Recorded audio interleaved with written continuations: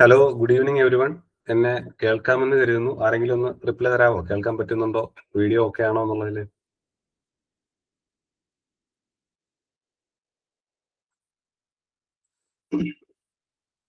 Just ഒരു കമന്റോ thumbs up എന്തെങ്കിലും മതി. കേൾക്കാൻ പറ്റുന്നുണ്ട് എന്നുള്ളതാണ് എൻ്റെ ഒരു വിശ്വാസം. Okay, thank you. നമ്മുടെ പാർട്ടിസിപ്പൻസ് എത്തുന്നേ ഉള്ളൂ. അപ്പൊ ഞാൻ ഉൾപ്പെടെ 8 പേരാണുള്ളത്. Thank you. പലരും റിപ്ലൈ ചെയ്യുന്നുണ്ട്. നമുക്ക് പതുക്കെ തുടങ്ങാം. എന്തായാലും സമയം കളയണ്ട. നമുക്ക് 1.5 മണിക്കൂറല്ലേ ഉള്ളൂ. കുറച്ച് കാര്യങ്ങൾ കൂടി നമുക്ക് ഇന്ന് ഫൈനൽ ഡേയിൽ നമുക്ക് ഡിസ്കസ് ചെയ്യാനുണ്ട്. അപ്പൊ കഴിഞ്ഞ 2 ദിവസം നമ്മൾ മോണ്ടിസോറി ടീച്ചർ ട്രെയിനിങ് കോഴ്സ് കഴിഞ്ഞാൽ നിങ്ങൾക്ക് എങ്ങനെയാണ് ഒരു ഇന്റർവ്യൂവിന് പ്രിപ്പയർ ചെയ്യേണ്ടത് എന്നുള്ളതിനെ പറ്റിയിട്ട് വളരെ വിശദമായി നമ്മൾ ചർച്ച ചെയ്യുകയും ഒരു ആദ്യത്തെ ദിവസം നമ്മളൊരു കോമൺ ഒരു ജനറൽ ഇൻട്രൊഡക്ഷൻ ആണ് പറഞ്ഞത്. ഒരു ഇന്റർവ്യൂ എന്ന് പറഞ്ഞാൽ എന്താണ്, അതിൽ എന്തൊക്കെയാണ് അതിന്റെ വിവിധ വശങ്ങൾ, എങ്ങനെയാണ് അതിന്റെ പ്രിപ്പയർനെസ് ചെയ്യേണ്ടത്. ഇന്നലെ നമ്മൾ ഒരു ഇന്റർവ്യൂ ബോർഡിന് മുന്നിൽ ചെല്ലുമ്പോൾ നമ്മൾ ചെയ്യരുതാത്ത കാര്യങ്ങൾ, നമ്മൾ ചെയ്യേണ്ട കാര്യങ്ങൾ, ഇനി നമ്മൾ എങ്ങനെയാണ് ഒരു ചോദ്യത്തെ ഫേസ് ചെയ്യേണ്ടത്, എങ്ങനെയാണ് ഒരു ചോദ്യത്തിന് ഉത്തരം പറയേണ്ടത്, എങ്ങനെയാണ് ഇന്റർവ്യൂ ബോർഡിന് മുന്നിൽ മാന്യമായിട്ട് നമ്മളെ തന്നെ അവതരിപ്പിക്കുക, ഇങ്ങനെയുള്ള കാര്യങ്ങളൊക്കെ നമ്മൾ ഇന്ന് ഡിസ്കസ് ചെയ്തു. ഇന്ന് ഞാൻ പറഞ്ഞതുപോലെ നമ്മൾ കുറച്ച് ചോദ്യങ്ങളും അവയ്ക്കുള്ള ഉത്തരങ്ങളുമാണ് നമ്മൾ നോക്കാൻ പോകുന്നത്. സാധാരണ ഇന്റർവ്യൂസിൽ ചോദിക്കുന്ന കുറച്ച് ചോദ്യങ്ങളും കുറച്ച് ഉത്തരങ്ങളുമാണ്. പിന്നെ ഞാൻ കഴിഞ്ഞ 2 ദിവസങ്ങളിൽ ഞാൻ പറഞ്ഞിരുന്നു, പത്രം വായിക്കണം, ആനുകാലികങ്ങൾ നോക്കണം, ലിങ്ക്ഡിനിൽ പ്രൊഫൈൽ ഇല്ലാത്തവർ ലിങ്ക്ഡിനിൽ പ്രൊഫൈൽ ഉണ്ടാക്കണം എന്നൊക്കെ ഞാൻ കഴിഞ്ഞ ദിവസം പറഞ്ഞിരുന്നു. ഇതൊക്കെ ആരെങ്കിലും ചെയ്ത് തുടങ്ങിയോ? എനിക്ക് ജസ്റ്റ് ഒന്ന് അറിയാൻ വേണ്ടിയിട്ടാണ്. ഇപ്പൊ അധികം ആളുകളില്ല, 10 പേരേ ഉള്ളൂ. ആരെങ്കിലും ഒക്കെ ഇതുമായിട്ട് ബന്ധപ്പെട്ട് ആ initiatives. Okay, thank you Jayashree പറഞ്ഞിട്ടുണ്ട് എന്നുള്ള ഇനിഷ്യേറ്റീവ് തുടങ്ങിയെന്ന്. അതുപോലെ തന്നെ ലിങ്ക്ഡിൻ പോലെ തന്നെ മറ്റൊരു വെബ്സൈറ്റ് ആണ് ഇന്നലെ പറയാൻ പറ്റുന്നത്, naukri.com എന്ന് പറയുന്നത്. അത് കുറച്ചുകൂടി ഇന്ത്യൻ ബേസ്ഡ് സാധനമാണ്. naukri.com naukri.com എന്ന് പറയുന്നത് അതൊരു പാൻ ഇന്ത്യ ബേസ് ഉള്ള ഒരു വെബ്സൈറ്റ് ആണ്. അതൊക്കെ നിങ്ങൾക്ക്, പക്ഷെ ലിങ്ക്ഡിൻ ആണ് കുറച്ചുകൂടി പ്രൊഫഷണൽ, ദ അൾട്ടിമേറ്റ് എന്ന് പറയുന്നത് ആ ഒരു സംഭവം ആയതുകൊണ്ടാണ് ലിങ്ക്ഡിനിൽ തന്നെ തുടങ്ങാമെന്ന് പറഞ്ഞത്. നമ്മൾ ഒന്നിലും we are second to none. നമ്മൾ ആരെ കമ്പയർ ചെയ്യുമ്പോൾ നമ്മൾ രണ്ടാമതായി പോകേണ്ട കാര്യമില്ല. നമ്മൾ ഒന്നാം സ്ഥാനത്ത് തന്നെ എത്തേണ്ടവരാണ്, ഒന്നാം സ്ഥാനത്ത് തന്നെ നിൽക്കേണ്ടവരാണ് എന്നുള്ളതാണ്. ഇപ്പൊ ഇവിടെ ഇരിക്കുന്ന ആരെങ്കിലും, ഇപ്പൊ നമ്മളിപ്പോ 12 പേരോളം ഉണ്ട്, അതിൽ എന്നെയും ഹോസ്റ്റിനെയൊക്കെ വിട്ടു കഴിഞ്ഞാൽ ഏകദേശം 9-10 പേര് ഈ കൂട്ടത്തിലുണ്ട്. നിങ്ങളിൽ ആരെങ്കിലും ഇതിനു മുമ്പ് ഇന്റർവ്യൂ അറ്റൻഡ് ചെയ്തവരുണ്ടോ? ഞാൻ ആദ്യത്തെ ദിവസം ചോദിച്ചിരുന്നു. 1-2 പേരിനോട് അഭിപ്രായം പറഞ്ഞു. അവർ ഈ കൂട്ടത്തിൽ ഉണ്ടോ എന്ന് എനിക്കറിയില്ല. ഇപ്പൊ ഇതിൽ പ്രസന്റ് ആയിരിക്കുന്ന ആരെങ്കിലും ഇതിനു മുമ്പ് ഇന്റർവ്യൂ അറ്റൻഡ് ചെയ്തവരുണ്ടോ? ജസ്റ്റ് ഒന്ന് അറിയാൻ വേണ്ടിയിട്ടാണ്, ഒരു കാര്യം ചോദിക്കാൻ വേണ്ടിയിട്ടാണ്. ആരും തന്നെ ഇല്ല അല്ലെ? ഓക്കെ. അപ്പോ സാധാരണ ഒരു ഇന്റർവ്യൂ ബോർഡിന് മുന്നിൽ നമ്മൾ ചെല്ലുമ്പോൾ അവർ ആദ്യം നമ്മളോട് ചോദിക്കുന്ന ഒരു ചോദ്യമുണ്ട്. കേൾക്കുമ്പോൾ വളരെ നിസ്സാരമെന്ന് തോന്നും. ഞാൻ ഇതേപ്പറ്റി എൻ്റെ ഇൻസ്റ്റാഗ്രാമിൽ എൻ്റെ പേജിൽ ഞാനൊരു റീൽ ചെയ്തപ്പോൾ പലരും എനിക്ക് പേഴ്സണലി മെസ്സേജ് അയച്ചു. അപ്പൊ ഞാൻ ഇത് പലപ്പോഴും ഇന്റർവ്യൂ ബോർഡിൽ ചെല്ലുമ്പോൾ വളരെ ഈസി ആയിട്ട് ആൻസർ ചെയ്യാവുന്ന ഒരു ചോദ്യമാണെന്ന് നമുക്ക് തോന്നുന്ന ഒരു ചോദ്യം പലരും അത് ചോദിക്കുമ്പോൾ, ഞാൻ ഈ കഴിഞ്ഞ ബാച്ചിന് നിങ്ങളുടെ സ്മാർട്ട് സിറ്റിയുടെ HR ഹോസ്പിറ്റൽ അഡ്മിനിസ്ട്രേഷൻ ബാച്ചിൽ ഞാൻ ചോദിച്ചപ്പോഴും പലരും ഈ ചോദ്യം സാറേ ഞങ്ങൾ കുഴക്കി കളഞ്ഞിട്ടുണ്ട് എന്ന് പറഞ്ഞു. അപ്പൊ അതുകൊണ്ട് ആ ചോദ്യം തന്നെ ഞാൻ ആദ്യം നിങ്ങൾക്ക് മുന്നിൽ അവതരിപ്പിക്കാനാണ് ഉദ്ദേശിക്കുന്നത്. ഞാൻ എന്നാ റീൽ ചെയ്തപ്പോഴും എന്നോട് പലരും വന്ന് പേഴ്സണലി ഇൻബോക്സിൽ വന്ന് ചോദിച്ചു, സാറേ ഈ അനുഭവം എനിക്കും ഉണ്ടായിട്ടുണ്ട്, ഈ ചോദ്യത്തിന് മുന്നിൽ പതറിപ്പോയി, വളരെ സിമ്പിൾ എന്ന് തോന്നുന്ന ഒരു ചോദ്യമായിരുന്നു, പക്ഷെ അത് പതറിപ്പോയി എന്ന് പറഞ്ഞു. ചോദ്യം ഇതാണ്, tell me about your self. നിങ്ങളെ പറ്റി സംസാരിക്കുക എന്ന് ഒരു ഇന്റർവ്യൂ ബോർഡ് നിങ്ങളോട് പറയുമ്പോൾ സാധാരണഗതിയിൽ നമ്മൾ എന്തൊക്കെയായിരിക്കും പറയുക എന്നുള്ളതാണ് ചോദ്യം. ആർക്കെങ്കിലും ഒന്ന് റിപ്ലൈ തരാൻ പറ്റുമോ? ഒന്നിലും മൈക്ക് ഓണാക്കാം, അല്ലെങ്കിൽ ടൈപ്പ് ചെയ്തിട്ട് മൈക്ക് ഓണാക്കി പറയുന്നതായിരിക്കും നല്ലത്. നമ്മൾ അധികം പാർട്ടിസിപ്പൻസ് ഇല്ലാത്ത കാരണം tell me about your self എന്നുള്ള ഒരു ചോദ്യത്തിന് നമ്മൾ എങ്ങനെയാണ് ആൻസർ ചെയ്യുക? ആരെങ്കിലും ഒന്ന് സംസാരിക്കുകയാണെങ്കിൽ ഇന്നത്തെ സെഷനിൽ നിങ്ങളുടെ കൂടി കുറച്ച് പാർട്ടിസിപ്പേഷൻ ഉണ്ടെങ്കിൽ ഇത് ആക്റ്റീവായി മാറുള്ളൂ. ഈ ഓൺലൈൻ ക്ലാസ്സുകളുടെ ഒരു ബുദ്ധിമുട്ട് നമുക്കുണ്ട്. ഓഫ്ലൈൻ ആണെങ്കിൽ നമുക്ക് direct face to face interaction നമുക്ക് ഓരോരുത്തരോടും ചോദിക്കാൻ പറ്റും. ആരെങ്കിലും ഒന്ന് പറയാമോ, എന്താണ് നമ്മൾ അങ്ങനെ ഒരു ചോദ്യത്തിന് tell me about your self, നിങ്ങളെ പറ്റി തന്നെ പറയുക എന്ന് പറയുമ്പോൾ എന്തായിരിക്കും നമ്മൾ പറയേണ്ടത്? സെൽഫ് ഇൻട്രൊഡക്ഷൻ പറയുക. ജോളി പറയുന്നത് ഒരു സെൽഫ് ഇൻട്രൊഡക്ഷൻ പറയുക. അത് എങ്ങനെയായിരിക്കും പറയുക എന്നുള്ളതാണ് ഒരു ചോദ്യം. നമ്മൾ ആരാണ്? I am Jolly. Okay. I am നമ്മൾ BA student. I am living in Kerala, അല്ലെങ്കിൽ എവിടെയാന്ന് വെച്ചാൽ അവിടെ. അതെ. പിന്നെ ഐ ആം വർക്കിംഗ് അല്ലെങ്കിൽ സ്റ്റഡിയിങ് എന്താന്ന് വെച്ച് കഴിഞ്ഞാൽ അത്. ഓക്കെ. ഇതെല്ലാം നമ്മുടെ ഉത്തരത്തിൽ വരേണ്ട കാര്യങ്ങളാണ്. ഇതെല്ലാം ഉത്തരത്തിൽ വരേണ്ട കാര്യങ്ങളാണ്. ജോളി ഇതിനു മുമ്പ് ഇന്റർവ്യൂ അറ്റൻഡ് ചെയ്തിട്ടുണ്ടോ? ഇന്റർവ്യൂ അങ്ങനെ അറ്റൻഡ് ചെയ്തില്ല. അൺഎയ്ഡഡ് സ്കൂളിൽ വർക്ക് ചെയ്തിട്ടുണ്ട്. +2 ട്യൂട്ടോറിയൽ പഠിപ്പിച്ചിട്ടുണ്ട്. അവിടെയൊക്കെ നമ്മുടെ സെലക്ഷൻ ഇന്റർവ്യൂല് അല്ലെങ്കിൽ ഇന്റർവ്യൂ ബോർഡിന് മുന്നിൽ ഇതുപോലെ ചെറിയ ചെറിയ ചോദ്യങ്ങൾ അവർ ചോദിച്ചിരുന്നു. Okay, thank U. വേറെ ആരെങ്കിലും? മക്കൾക്ക് വേണ്ടിയൊക്കെ അങ്ങനെ ഇന്റർവ്യൂല് അവരെ കോഴ്സിന് ജോയിൻ ചെയ്യുമ്പോൾ അവർക്ക് സെൽഫ് ഇൻട്രൊഡക്ഷൻ വേണമെന്ന് നമ്മൾ തന്നെ പ്രാക്ടീസ് ചെയ്ത് കൊടുക്കാറുണ്ട്. അങ്ങനെയൊക്കെ. Okay okay, thank U. പിന്നെ വേറെ താങ്ക് യു ജോളി. വേറെ ആരെങ്കിലും? Good evening, sir. Yes, Usha, പറയൂ. My name is Usha Rani. I am from Kollam. Okay. My professional qualification airport management, travel and tourism. Then Montessori. My I am completed in BA English Literature. I have 12 years experience in customer care and reception. Okay. Presently, I have no job. Why are you refraining from any jobs? Presently, my little kid. Okay. So as of now, you are a homemaker. Yeah. Okay. Thank you. Okay, thank you. വേറെ ആരെങ്കിലും? ശരി, ഞാൻ അധികം സമയം കളയുന്നില്ല. രണ്ടുപേര് നമ്മളോട് സംസാരിച്ചു. ഈ tell me about your self എന്നുള്ള ചോദ്യത്തിന് നിങ്ങൾ ആരാണ് എന്ന് പറഞ്ഞതിന് ശേഷം വളരെ സിമ്പിൾ ആയിട്ട് 3 കാര്യങ്ങൾ പറഞ്ഞാൽ മതി. Tell them about your past, tell them about your present and tell them about your future. അതായത് നിങ്ങൾ ആരായിരുന്നു, നിങ്ങൾ എന്താണ് ചെയ്തുകൊണ്ടിരുന്നത്. ഇപ്പൊ ജോലി പറഞ്ഞ പോലെ ഞാൻ ഇന്ന ആളാണ്, ഇന്ന സ്ഥലത്ത് നിന്ന് വരുന്നു, ഇന്ന കാര്യങ്ങളാണ് ചെയ്തത്. അല്ലെങ്കിൽ ഉഷ പറഞ്ഞ പോലെ ഞാൻ ഇന്ന സ്ഥലങ്ങളിലാണ് വർക്ക് ചെയ്തുകൊണ്ടിരുന്നത്. ആ കാര്യങ്ങൾ വളരെ വ്യക്തമായി വൃത്തിയായി പഠിച്ചുകൊണ്ട് പോവുക. അവിടെ ചെന്ന് നമുക്കൊരു തപ്പലോ അല്ലെങ്കിൽ ഒരു തടയലോ ഇല്ലാതെ വളരെ ഫ്ലുവന്റ് ആയിട്ട്, ഞാൻ പാസ്റ്റിൽ നമ്മൾ സംസാരിക്കുമ്പോൾ നമ്മുടെ പാസ്റ്റിനെ കുറിച്ച് നമ്മൾ കോൺഫിഡന്റ് ആണ്. പാസ്റ്റിൽ ഒരുപാട് പരാജയങ്ങളോ അല്ലെങ്കിൽ തിരിച്ചടികളോ ഒക്കെ നമ്മൾ തിരിഞ്ഞു നോക്കിക്കഴിഞ്ഞാൽ ഒരു ഫ്ലാഷ് ബാക്ക് പോലെ നമ്മുടെ മനസ്സിലേക്ക് വരുന്ന ഒരവസ്ഥ ഉണ്ടാകും. പക്ഷെ അതൊന്നും നമ്മൾ ഇന്റർവ്യൂ ബോർഡിന് മുന്നിൽ നെഗറ്റീവായിട്ട് അവതരിപ്പിക്കേണ്ടതില്ല. വളരെ 12 വർഷം കസ്റ്റമർ കെയർ എക്സിക്യൂട്ടീവായി അല്ലെങ്കിൽ കസ്റ്റമർ റിലേഷനിൽ ജോലി ചെയ്തെന്ന് ഉഷ പറഞ്ഞു. അപ്പൊ അതൊരു പോസിറ്റീവായിട്ട് പറയാം. 12 വർഷം എന്റെ പാസ്റ്റിൽ ഇങ്ങനെയായിരുന്നു എന്ന് പറയാം. പിന്നെ നിങ്ങൾ പ്രസന്റിനെ പറ്റി പറയുക. എന്താണ് നിങ്ങൾ ആസ് ഓഫ് നൗ? അതിന് ഇപ്പോൾ നിങ്ങളിപ്പോ ഹോം മേക്കർ ആണ്, അല്ലെങ്കിൽ നിങ്ങളിപ്പോ ജോലിയിൽ നിന്ന് വിട്ടു നിൽക്കുകയാണെങ്കിൽ അതിനെ കൺവിൻസ് ചെയ്യുന്ന ഒരു റീസൺ കൂടി വേണം. അത് ഇന്റർവ്യൂ ബോർഡ് നോക്കുന്നത് നിങ്ങളൊരു പാസ്റ്റിൽ ഒരു എംപ്ലോയി ആയിരുന്നു, നിങ്ങളുടെ എന്തെങ്കിലും സ്വഭാവ ദൂഷ്യം കൊണ്ടോ അല്ലെങ്കിൽ നിങ്ങൾക്ക് വർക്കിൽ നിങ്ങൾ കാണിച്ച എന്തെങ്കിലും അലംഭാവം കൊണ്ടോ അല്ലെങ്കിൽ നിങ്ങൾക്ക് എന്തെങ്കിലും നിങ്ങൾ വർക്ക് ചെയ്ത സ്ഥാപനങ്ങളുമായി നിങ്ങൾ വല്ല കേസൊക്കെ നടത്തിയിട്ടാണോ നിങ്ങൾ അവിടുന്ന് പോകുന്നത് എന്നുള്ള കാര്യം അവർക്കറിയാൻ വേണ്ടിയിട്ടാണ് അവർ ഈ കാര്യങ്ങൾ ചോദിക്കുന്നത്.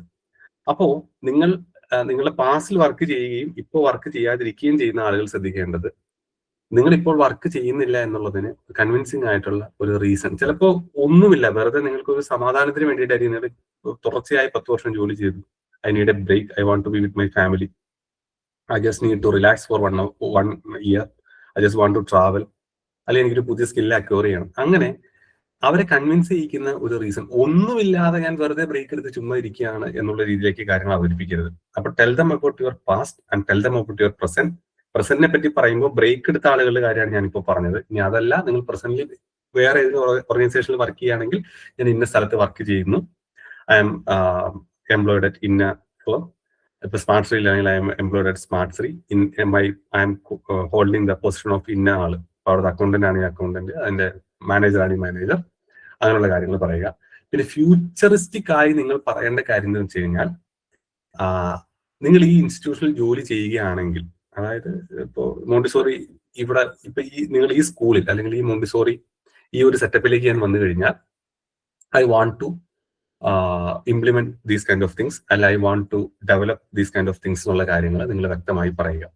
അപ്പൊ അതിനൊരു ഒരു ചേർത്ത് വെക്കുമ്പോൾ, ഈ 3നെയും പറ്റി പറഞ്ഞ് നമ്മൾ ചേർത്ത് വെക്കുമ്പോൾ, 3 കാലഘട്ടവും നമ്മൾ ചേർത്ത് വെക്കുമ്പോൾ അതിൻ്റെ അകത്തൊരു ഒരു കണ്ടിന്യൂറ്റി വേണം. അതായത് ഞാൻ ഇങ്ങനെ തുടങ്ങി, ഇപ്പോൾ ഇങ്ങനെ നിൽക്കുന്നു, ഇനി എന്റെ ഒരു കരിയർ ഗ്രോത്ത് ആണ് ഞാൻ ആഗ്രഹിക്കുന്നത്, അല്ലെങ്കിൽ അടുത്ത ലെവലിലേക്ക് ഞാൻ എന്റെ കാര്യങ്ങളെ കൊണ്ടുപോകാൻ വേണ്ടിയിട്ട് ആസ് എ ടീച്ചർ എനിക്ക് കുട്ടികളുടെ കാര്യങ്ങളിൽ ഇടപെടാൻ പറ്റും, കുറെ നല്ല സിറ്റിസൺസിനെ വാർത്തെടുക്കാൻ പറ്റും, shaping the future of many students എന്നുള്ള കാര്യങ്ങൾ നിങ്ങൾക്ക് പറയാം.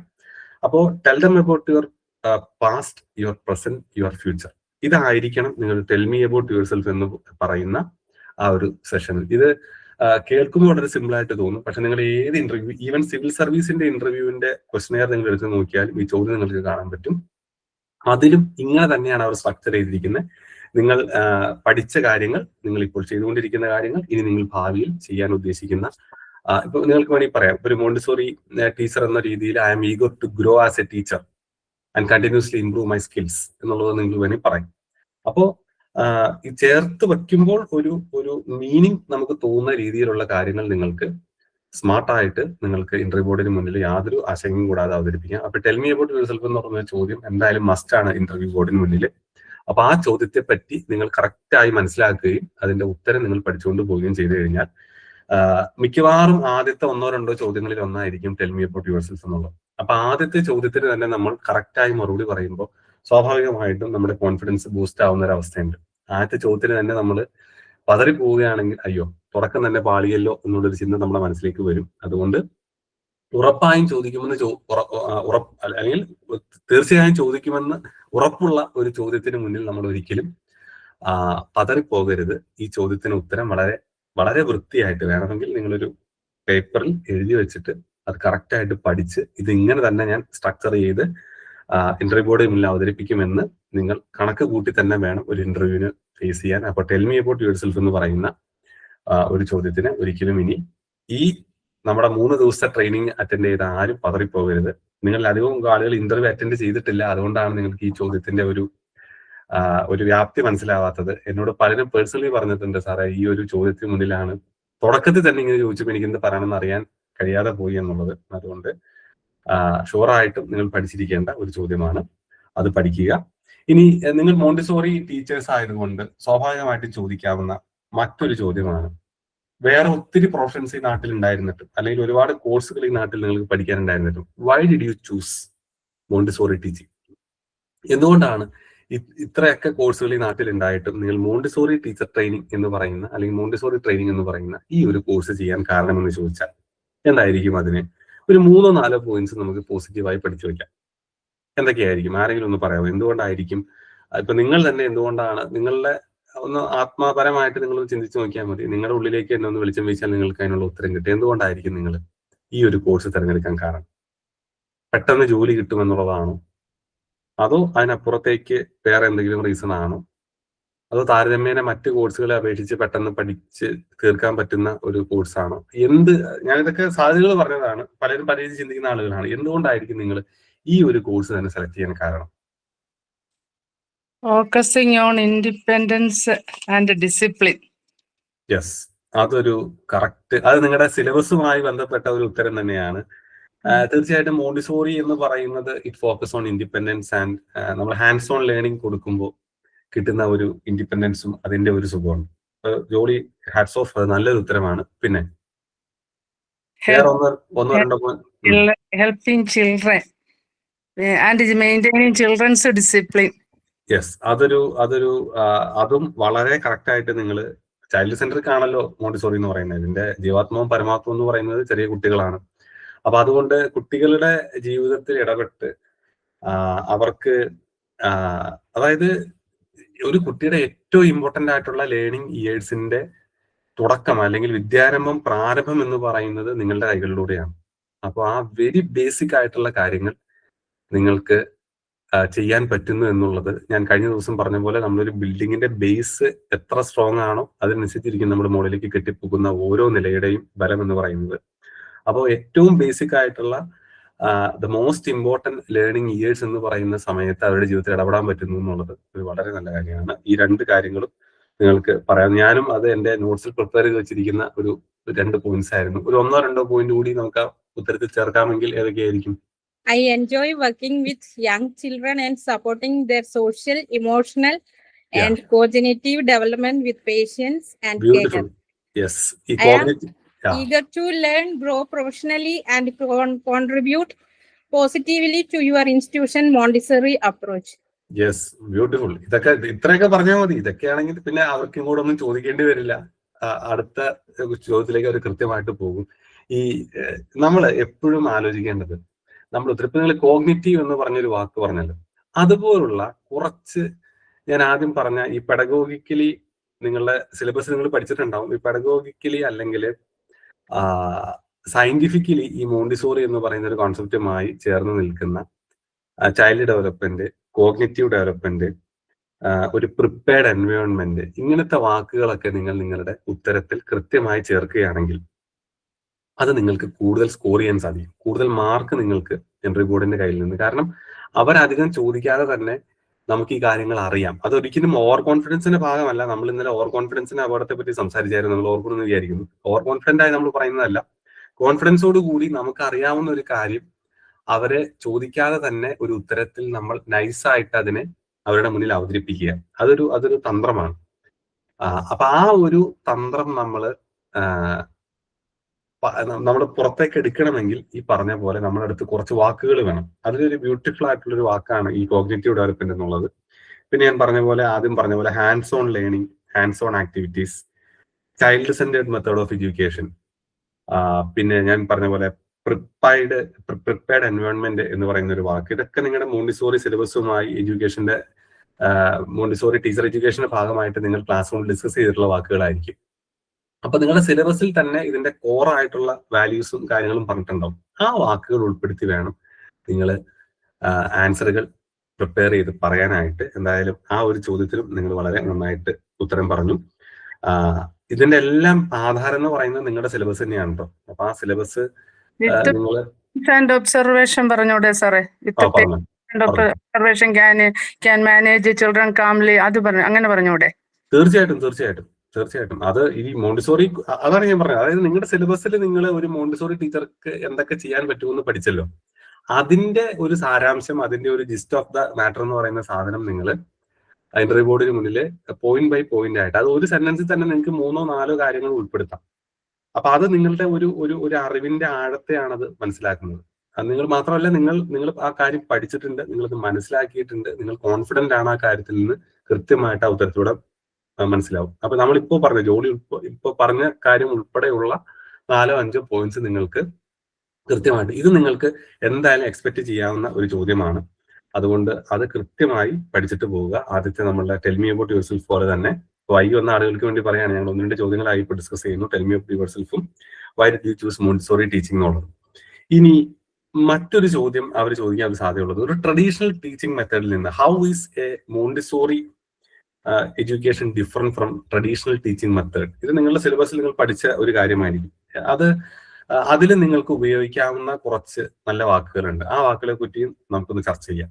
അതായത് സാധാരണ ഒരു ട്രഡീഷണൽ ടീച്ചിങ് ലേണിംഗ് പ്രോസസ്, അല്ലെങ്കിൽ ഒരു സ്കൂൾ അധ്യാപിക, അല്ലെങ്കിൽ ഒരു ഹയർ എഡ്യൂക്കേഷൻ ഇൻസ്റ്റിറ്റ്യൂഷനിലെ ഒരു അധ്യാപിക എന്നുള്ളതിൽ നിന്ന് വ്യത്യസ്തമായിട്ട് എങ്ങനെയാണ് മോണ്ടിസോറി ടീച്ചർ എന്ന രീതിയിൽ, അല്ലെങ്കിൽ മോണ്ടിസോറി എഡ്യൂക്കേഷൻ പ്രൊമോട്ട് ചെയ്യുന്ന ഒരാളെന്ന രീതിയിൽ, അതിന്റെ ഫെസിലിറ്റേറ്റർ എന്നുള്ള രീതിയിൽ, നമ്മൾ കഴിഞ്ഞ ദിവസം പറഞ്ഞു ടീച്ചർ ആസ് എ ഫെസിലിറ്റേറ്റർ ആണ്, എന്തൊക്കെയാണ് നിങ്ങൾക്ക് ചെയ്യാൻ പറ്റുക? ആ ഒരു വ്യത്യാസം എന്താണെന്നൊക്കെ നിങ്ങൾ ചോദിച്ചാൽ നിങ്ങൾക്ക് എന്തൊക്കെ പറയാൻ പറ്റും?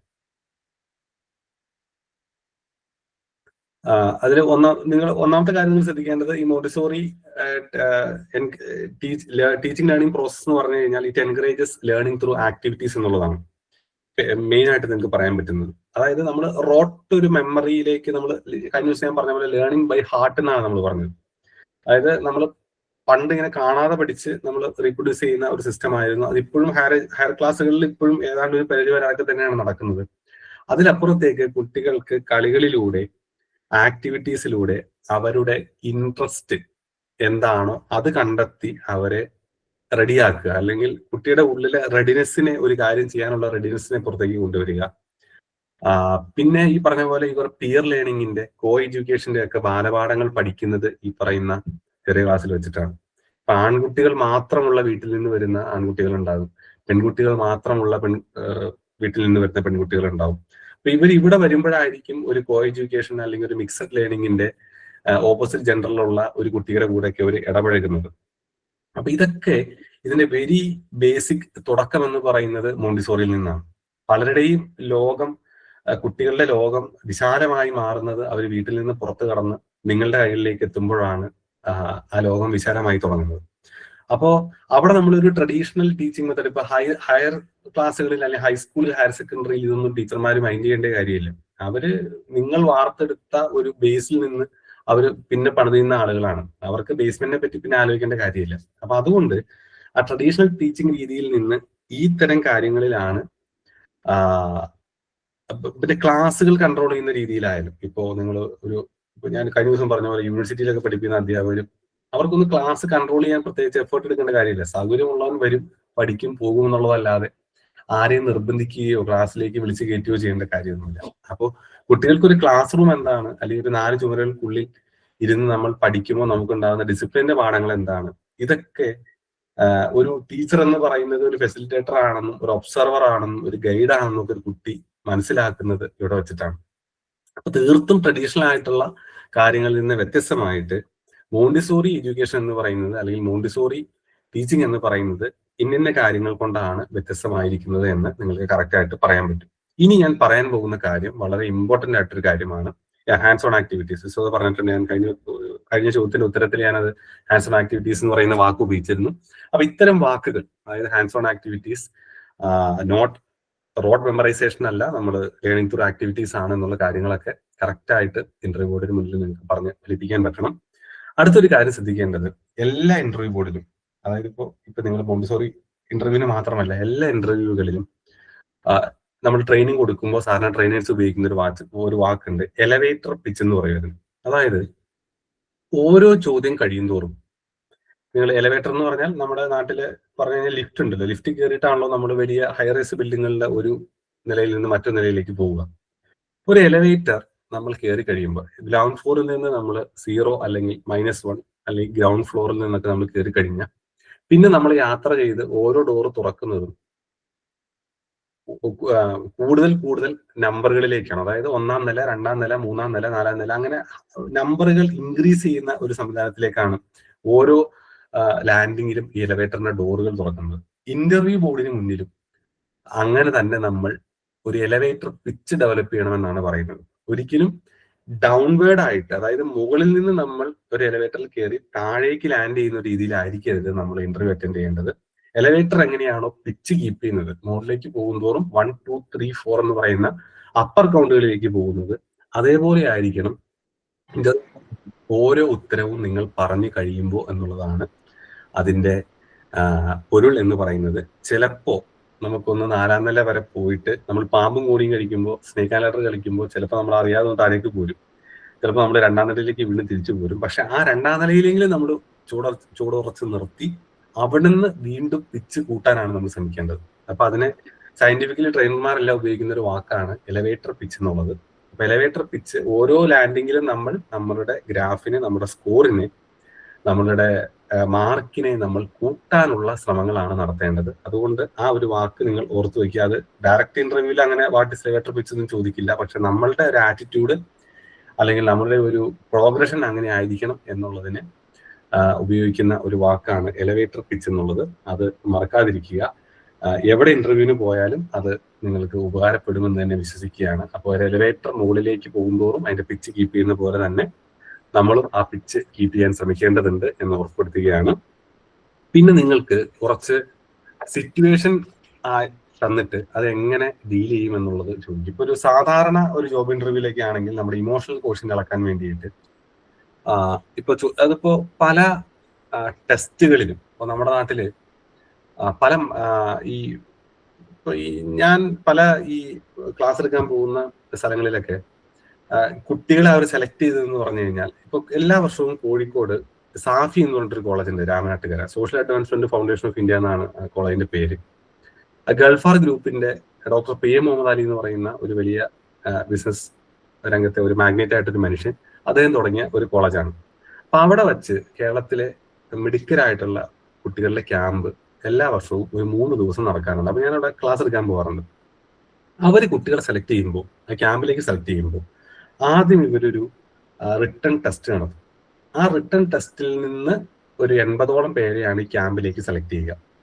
ഈ റിട്ടേൺ ടെസ്റ്റിൽ ഞാൻ പറയുന്നത് കോർപ്പറേറ്റുകൾ ഉൾപ്പെടെയുള്ളവർ എങ്ങനെയാണ് ചിന്തിക്കുന്നത് എന്ന് പറയാൻ വേണ്ടിയിട്ടാണ്. അതിലെ ഒരു 10 അല്ലെങ്കിൽ 15 ചോദ്യങ്ങൾ സിറ്റുവേഷൻ ബേസ്ഡ് ആയിട്ടുള്ള, അതായത് ബാക്കിയൊക്കെ general knowledge, current affairs, history, technology, science, mathematics ഇതൊക്കെ വരുമെങ്കിലും, ജോഗ്രഫി, ഫിസിക്സ് ഒക്കെ വരുമെങ്കിലും ഒരു 10-15 ചോദ്യങ്ങൾ ഇമോഷനെ അളക്കുന്ന ചോദ്യങ്ങളായിരിക്കും. അതായത് നിങ്ങൾ ട്രെയിനിൽ യാത്ര ചെയ്യുന്നു, നിങ്ങളുടെ തൊട്ടപ്പുറത്തിരിക്കുന്ന ഒരു പെൺകുട്ടി അല്ലെങ്കിൽ ഒരു ആൺകുട്ടി ഇരുന്ന് കരയുകയാണ്, അല്ലെങ്കിൽ ഒരു 80 വയസ്സ് പ്രായമുള്ള വൃദ്ധയായ ഒരു സ്ത്രീ നിങ്ങൾ റെയിൽവേ സ്റ്റേഷനിൽ ഇരിക്കുമ്പോൾ നിങ്ങളുടെ അടുത്ത് വന്ന് കരഞ്ഞ് പണം കടം ചോദിക്കുന്നു. നിങ്ങൾ എങ്ങനെ അവരോട് റെസ്പോണ്ട് ചെയ്യും, അല്ലെങ്കിൽ ആ ഒരു സിറ്റുവേഷനെ നിങ്ങൾ എങ്ങനെ ഹാൻഡിൽ ചെയ്യും? ഇതിന് സാധാരണ ഇന്റർവ്യൂകളിൽ ഉപയോഗിക്കുന്ന ഒരു ഒരു ഒരു മെത്തേഡ് എന്ന് പറഞ്ഞാൽ സ്റ്റാർ ടെക്നിക് എന്ന് പറയും. അതായത് സ്റ്റാർ ടെക്നിക് എന്ന് പറഞ്ഞാൽ S stand for situation, T for task, A for action, R for result. അതായത് ഒരു സിറ്റുവേഷൻ നിങ്ങളുടെ മുന്നിൽ തന്നു കഴിഞ്ഞാൽ അവിടെ നിങ്ങൾ ചെയ്യേണ്ട ടാസ്ക് എന്താണെന്ന് ഐഡന്റിഫൈ ചെയ്യുകയാണ് അടുത്ത പണി എന്ന് പറയുന്നത്. ആ ടാസ്ക് നിങ്ങൾ ഐഡന്റിഫൈ ചെയ്ത് കഴിഞ്ഞു കഴിഞ്ഞാൽ അതിനെ ആക്ഷനിലേക്ക് കൊണ്ടുവരിക. ആക്ഷന്റെ ഔട്ട്പുട്ട് എന്തായിരിക്കണം? സ്വാഭാവികമായിട്ടും റിസൾട്ട് ആയിരിക്കണം. അപ്പൊ നമ്മൾ ആദ്യം ഇലവേറ്റർ പിച്ച് പറഞ്ഞതുപോലെ തന്നെ ഇനിയും നിങ്ങൾ ഏതെങ്കിലുമൊക്കെ ഇന്റർവ്യൂ ട്രെയിനിങ് അറ്റൻഡ് ചെയ്യുകയാണെങ്കിൽ അവിടെ നിങ്ങൾ കേൾക്കാൻ സാധ്യതയുള്ള ഒരു വാക്കാണ് സ്റ്റാർ എന്നുള്ളത്. സ്റ്റാറിൽ എസ് എന്ന് പറഞ്ഞാൽ സിറ്റുവേഷൻ ആണ്, ടി എന്ന് പറഞ്ഞാൽ ടാസ്ക് ആണ്, എ എന്ന് പറഞ്ഞാൽ ആക്ഷൻ ആണ്, ആർ എന്ന് പറഞ്ഞാൽ റിസൾട്ട് ആണ്. അത് മനസ്സിൽ വെച്ചുകൊണ്ട് നിങ്ങളോട് ചോദിക്കുകയാണ്, വളരെ സിമ്പിൾ ആയിട്ട് നിങ്ങളോട് ചോദിക്കാവുന്ന ഒരു ചോദ്യമാണ്. മോണ്ടിസോറി ടീച്ചേഴ്സ് ആയതുകൊണ്ട് നിങ്ങളോട് ചോദിക്കുകയാണ്, കരയുന്ന ഒരു കുട്ടിയെ how do you handle A crying child എന്ന് ചോദിച്ചാൽ നമുക്ക് അതിൽ എന്തൊക്കെ പറയാൻ പറ്റും? അപ്പൊ സിറ്റുവേഷൻ എന്നുള്ളത് നമുക്ക് കിട്ടി. അതായത് ഒരു കുട്ടി നിർത്താതെ കരയുകയാണ്. ഞാനൊക്കെ സ്കൂളിൽ പോയിട്ട് ആദ്യത്തെ 4-5 മാസം നിർത്താതെ കരഞ്ഞുകൊണ്ടിരുന്ന ഒരു സ്റ്റുഡന്റ് ആയിരുന്നു. അപ്പൊ അങ്ങനെ എന്നെയൊക്കെ എന്റെ മോണ്ടിസോറി പഠിപ്പിച്ച ടീച്ചർ എങ്ങനെയാണ് ഹാൻഡിൽ ചെയ്തതെന്ന് ഞാൻ തന്നെ ആലോചിച്ച് അതിനുള്ള ഉത്തരം കിട്ടും. അല്ലെങ്കിൽ നമ്മളൊക്കെ ഭയങ്കര കരച്ചിലായിട്ടുള്ള ആളുകളായിരുന്നു ചെറുപ്പത്തിൽ. ഇപ്പൊ നിങ്ങൾ ആ ഒരു മാനേജിങ് സ്കില്ലിലേക്ക് അതിന്റെ കോഴ്സ് കഴിഞ്ഞ് നിങ്ങൾ വന്നതാണ്. അപ്പൊ എങ്ങനെയാണ് കരയുന്ന ഒരു കുട്ടിയെ, ആരെങ്കിലും മറുപടി പറയും? 10-26 പേരുണ്ട് നമ്മുടെ ഗ്രൂപ്പിൽ. First will calm the child by talking, and then second understand the reason, yes, then give comfort to believe, patience and love is in handling children. Very important. Correct ആണ്. ഈ പറഞ്ഞതില് ഇതിനെ ഒന്നുകൂടി ഒന്ന് റിഫൈൻ ചെയ്ത് കഴിഞ്ഞാൽ നമുക്കുള്ള ഉത്തരമായി. ഈ ജോളിയാണ് വളരെ ആക്റ്റീവായിട്ട് സംസാരിക്കുന്നത്, വേറെ ഉഷയും സംസാരിക്കുന്നുണ്ട്, വേറെ ബാക്കിയുള്ള ഒത്തിരി പേരിൻ്റെ അകത്തുണ്ട്. നിങ്ങളൊക്കെ സംസാരിക്കണേ. എന്തായാലും thanks Jolly once again. Jolly പറഞ്ഞതുപോലെ ആദ്യം ആ കുട്ടിയുടെ ഡിസ്കംഫർട്ട് ഉണ്ടാക്കുന്ന ഇത് നമ്മളിപ്പോ ഇങ്ങനെ ഇരുന്ന് സംസാരിക്കാൻ വളരെ എളുപ്പമാണ്. ഞാൻ പറയുന്നത് നിങ്ങൾ കേട്ടിരിക്കുന്നു എന്നുള്ളത് ഭയങ്കര എളുപ്പമുള്ള ഈസി ആയിട്ടൊരു ജോബാണ്. നിങ്ങൾ ആലോചിക്കണം, നിങ്ങളുടെ ഇന്റർവ്യൂ ബോർഡിന് മുന്നിൽ 5-6 പേര് ഇരിക്കുന്ന ഇന്റർവ്യൂ ബോർഡിന് മുന്നിൽ വെച്ചാണ് നമ്മുടെ ചോദ്യം ചോദിക്കുന്നത്. അപ്പൊ നിങ്ങളെ ബാക്കിയുള്ള സൈലന്റ് ആയിരിക്കുന്ന എല്ലാവരും എങ്ങനെയായിരിക്കും നിങ്ങളുടെ ആൻസേഴ്സ് ഫ്രെയിം ചെയ്യുക എന്ന് നിങ്ങളുടെ മനസ്സിൽ വേണേ. നമ്മൾ ഈ ഓൺലൈൻ ക്ലാസ്സിന്റെ ഒരു കുഴപ്പമാണ്. ഓഫ്ലൈൻ ആണെങ്കിൽ എനിക്ക് നിങ്ങളെ മുന്നിൽ വിളിച്ചിരുത്തി ഓരോരുത്തരായിട്ട് നമുക്ക് ട്രെയിൻ തരാമായിരുന്നു. ശരി. അപ്പൊ ആദ്യം ഈ ചൈൽഡ് ഡിസ്കംഫർട്ടിന് അല്ലെങ്കിൽ ആ ചൈൽഡിന്റെ ഡിസ്കംഫർട്ടിന് കാരണമായ റീസൺ എന്താണെന്ന് നമുക്ക് കണ്ടെത്തുക. പിന്നെ കംഫർട്ട് ദ ചൈൽഡ് വിത്ത് ആദ്യം പറഞ്ഞ പോലെ ഒരു കാം ആയിട്ടുള്ള ഒരു പേഷ്യന്റ് ആയിട്ടുള്ള ഒരു ടോണിൽ ആ കുട്ടിയെ ഒന്ന് കംഫർട്ട് ചെയ്യാൻ ശ്രമിക്കുക. പിന്നെ എല്ലാവരും നമ്മൾ ചെയ്യുന്ന ഒരു കാര്യമാണ് കരയുന്ന കുട്ടിക്ക് ഒരു കളിപ്പാട്ടം കൊടുക്കുക, ഒരു കിളിക്കാമ്പറ്റി കൊടുക്കുക, ഒരു ബലൂൺ കൊടുക്കുക, ഒരു ബോൾ കൊടുക്കുക എന്നുള്ളത്. അപ്പൊ ആ കുട്ടിയുടെ ഇതെല്ലാം ഇത് ഞാൻ ആദ്യം പറഞ്ഞ പോലെ ഈ സ്റ്റാർ മെത്തേഡ് നിങ്ങൾ ഫോളോ ചെയ്ത് കഴിഞ്ഞാൽ നിങ്ങൾക്ക് ഒരു സിറ്റുവേഷൻ നിങ്ങൾക്ക് തന്നു, അതിന്റെ ടാസ്ക് എന്താണെന്ന് നിങ്ങൾ ഐഡന്റിഫൈ ചെയ്തു. അപ്പൊ ഇപ്പോഴത്തെ സിറ്റുവേഷൻ എന്താണ്? കുട്ടി കരയുക എന്നുള്ളതാണ് അതിന്റെ സിറ്റുവേഷൻ.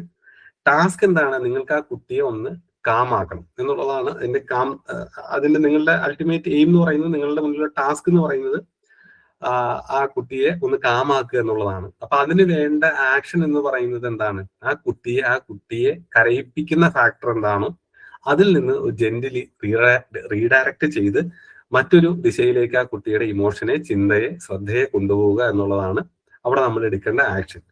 അതിന്റെ ഫൈനൽ ഔട്ട്പുട്ട് എന്തായിരിക്കും? കരഞ്ഞുകൊണ്ടിരുന്ന കുട്ടി ഒന്നുകിൽ ചിരിക്കും അല്ലെങ്കിൽ കരച്ചിൽ നിർത്തി കാം ഡൗൺ ആയിട്ടുണ്ടാകും. അപ്പൊ ഈ സ്റ്റാർ നിങ്ങൾ ഏത് ഇന്റർവ്യൂവിൽ നിങ്ങൾക്ക് ഏതൊരു സിറ്റുവേഷൻ തന്നാലും ഇത് ഈ MBA ഒക്കെ കഴിഞ്ഞ കുട്ടികൾക്ക് വളരെ യൂസ്ഫുൾ ആയിട്ടൊരു മെത്തേഡാണ് സ്റ്റാർ മെത്തേഡ്. അവർക്കൊക്കെ ചോദിക്കുന്ന ചോദ്യം എന്ന് പറഞ്ഞാൽ, ഇപ്പോ 10,000 കോടി പ്രോഫിറ്റിൽ ഓടിക്കൊണ്ടിരുന്ന ഒരു കമ്പനി പെട്ടെന്നൊരു ദിവസം 5,000 കോടി കടത്തിലേക്ക് വരുന്നു. അപ്പൊ ഈ കമ്പനിയെ രക്ഷിക്കാൻ നിങ്ങൾക്ക് എന്തൊക്കെ ചെയ്യാൻ പറ്റും? ഇങ്ങനെയുള്ള ചോദ്യങ്ങളായിരിക്കും ചോദിക്കുക. ഞാൻ ഇപ്പോഴും ഓർക്കുന്നുണ്ട് 2011-12 കാലഘട്ടത്തില് ഞാനൊരു ക്യാമ്പിൽ അറ്റൻഡ് ചെയ്യാൻ പോയപ്പോ, അന്ന് ഞാൻ ക്യാമ്പിൽ പാർട്ടിസിപ്പന്റ് ആണ്. അന്ന് ഞങ്ങൾക്ക് തന്ന ഒരു ടാസ്ക് എന്ന് പറയുന്നത്, അന്ന് എയർടെൽ ഇന്ത്യയില് നമ്മുടെ ടെലിഫോൺ കമ്പനി ഉണ്ടല്ലോ എയർടെൽ, പലരുടെ സിം എയർടെൽ ആയിരിക്കും, ജിയോ ഒന്നൊന്നില്ല. അപ്പൊ എയർടെലിന്റെ ഏതോ ഒരു പാദത്തില് ഏതൊരു ക്വാർട്ടറിൽ എയർടെലിന്റെ ലാഭം താഴെ പോകുന്നു. അപ്പൊ ആ സമയത്താണ് ഈ ക്യാമ്പ് നടക്കുന്നത്. അപ്പൊ ഞങ്ങൾക്ക് തന്നൊരു ടാസ്ക് എന്ന് പറഞ്ഞാൽ അതിനെ കരകയറ്റാനുള്ള ഒരു പദ്ധതി രൂപവൽക്കരിക്കുക എന്നുള്ളതാണ്. അപ്പൊ അന്നൊക്കെ കേൾക്കുന്ന ഒരു വാക്കാണ് ഈ സ്റ്റാർ മെത്തേഡ് എന്ന് പറഞ്ഞാൽ. അപ്പൊ നമ്മൾ തന്നെ കറക്റ്റ് ആയിട്ട് ഇവിടെ നമ്മൾ മനസ്സിലാവുന്ന ഒരു കുട്ടി കരയുന്ന ഒരു സിറ്റുവേഷൻ വെച്ച് സ്റ്റാർ മെത്തേഡിലൂടെ എങ്ങനെയാണ് അതിന്റെ ആക്ഷനും റിസൾട്ടും എടുക്കുക എന്നുള്ളത് നമ്മളിപ്പോൾ ചർച്ച ചെയ്തു. പിന്നെ നിങ്ങളോട് ചോദിക്കാവുന്ന മറ്റൊരു ചോദ്യമാണ്, ഇപ്പൊ നമ്മൾ കരയുന്ന ഒരു കുട്ടിയെ പറ്റി നമ്മൾ പറഞ്ഞു.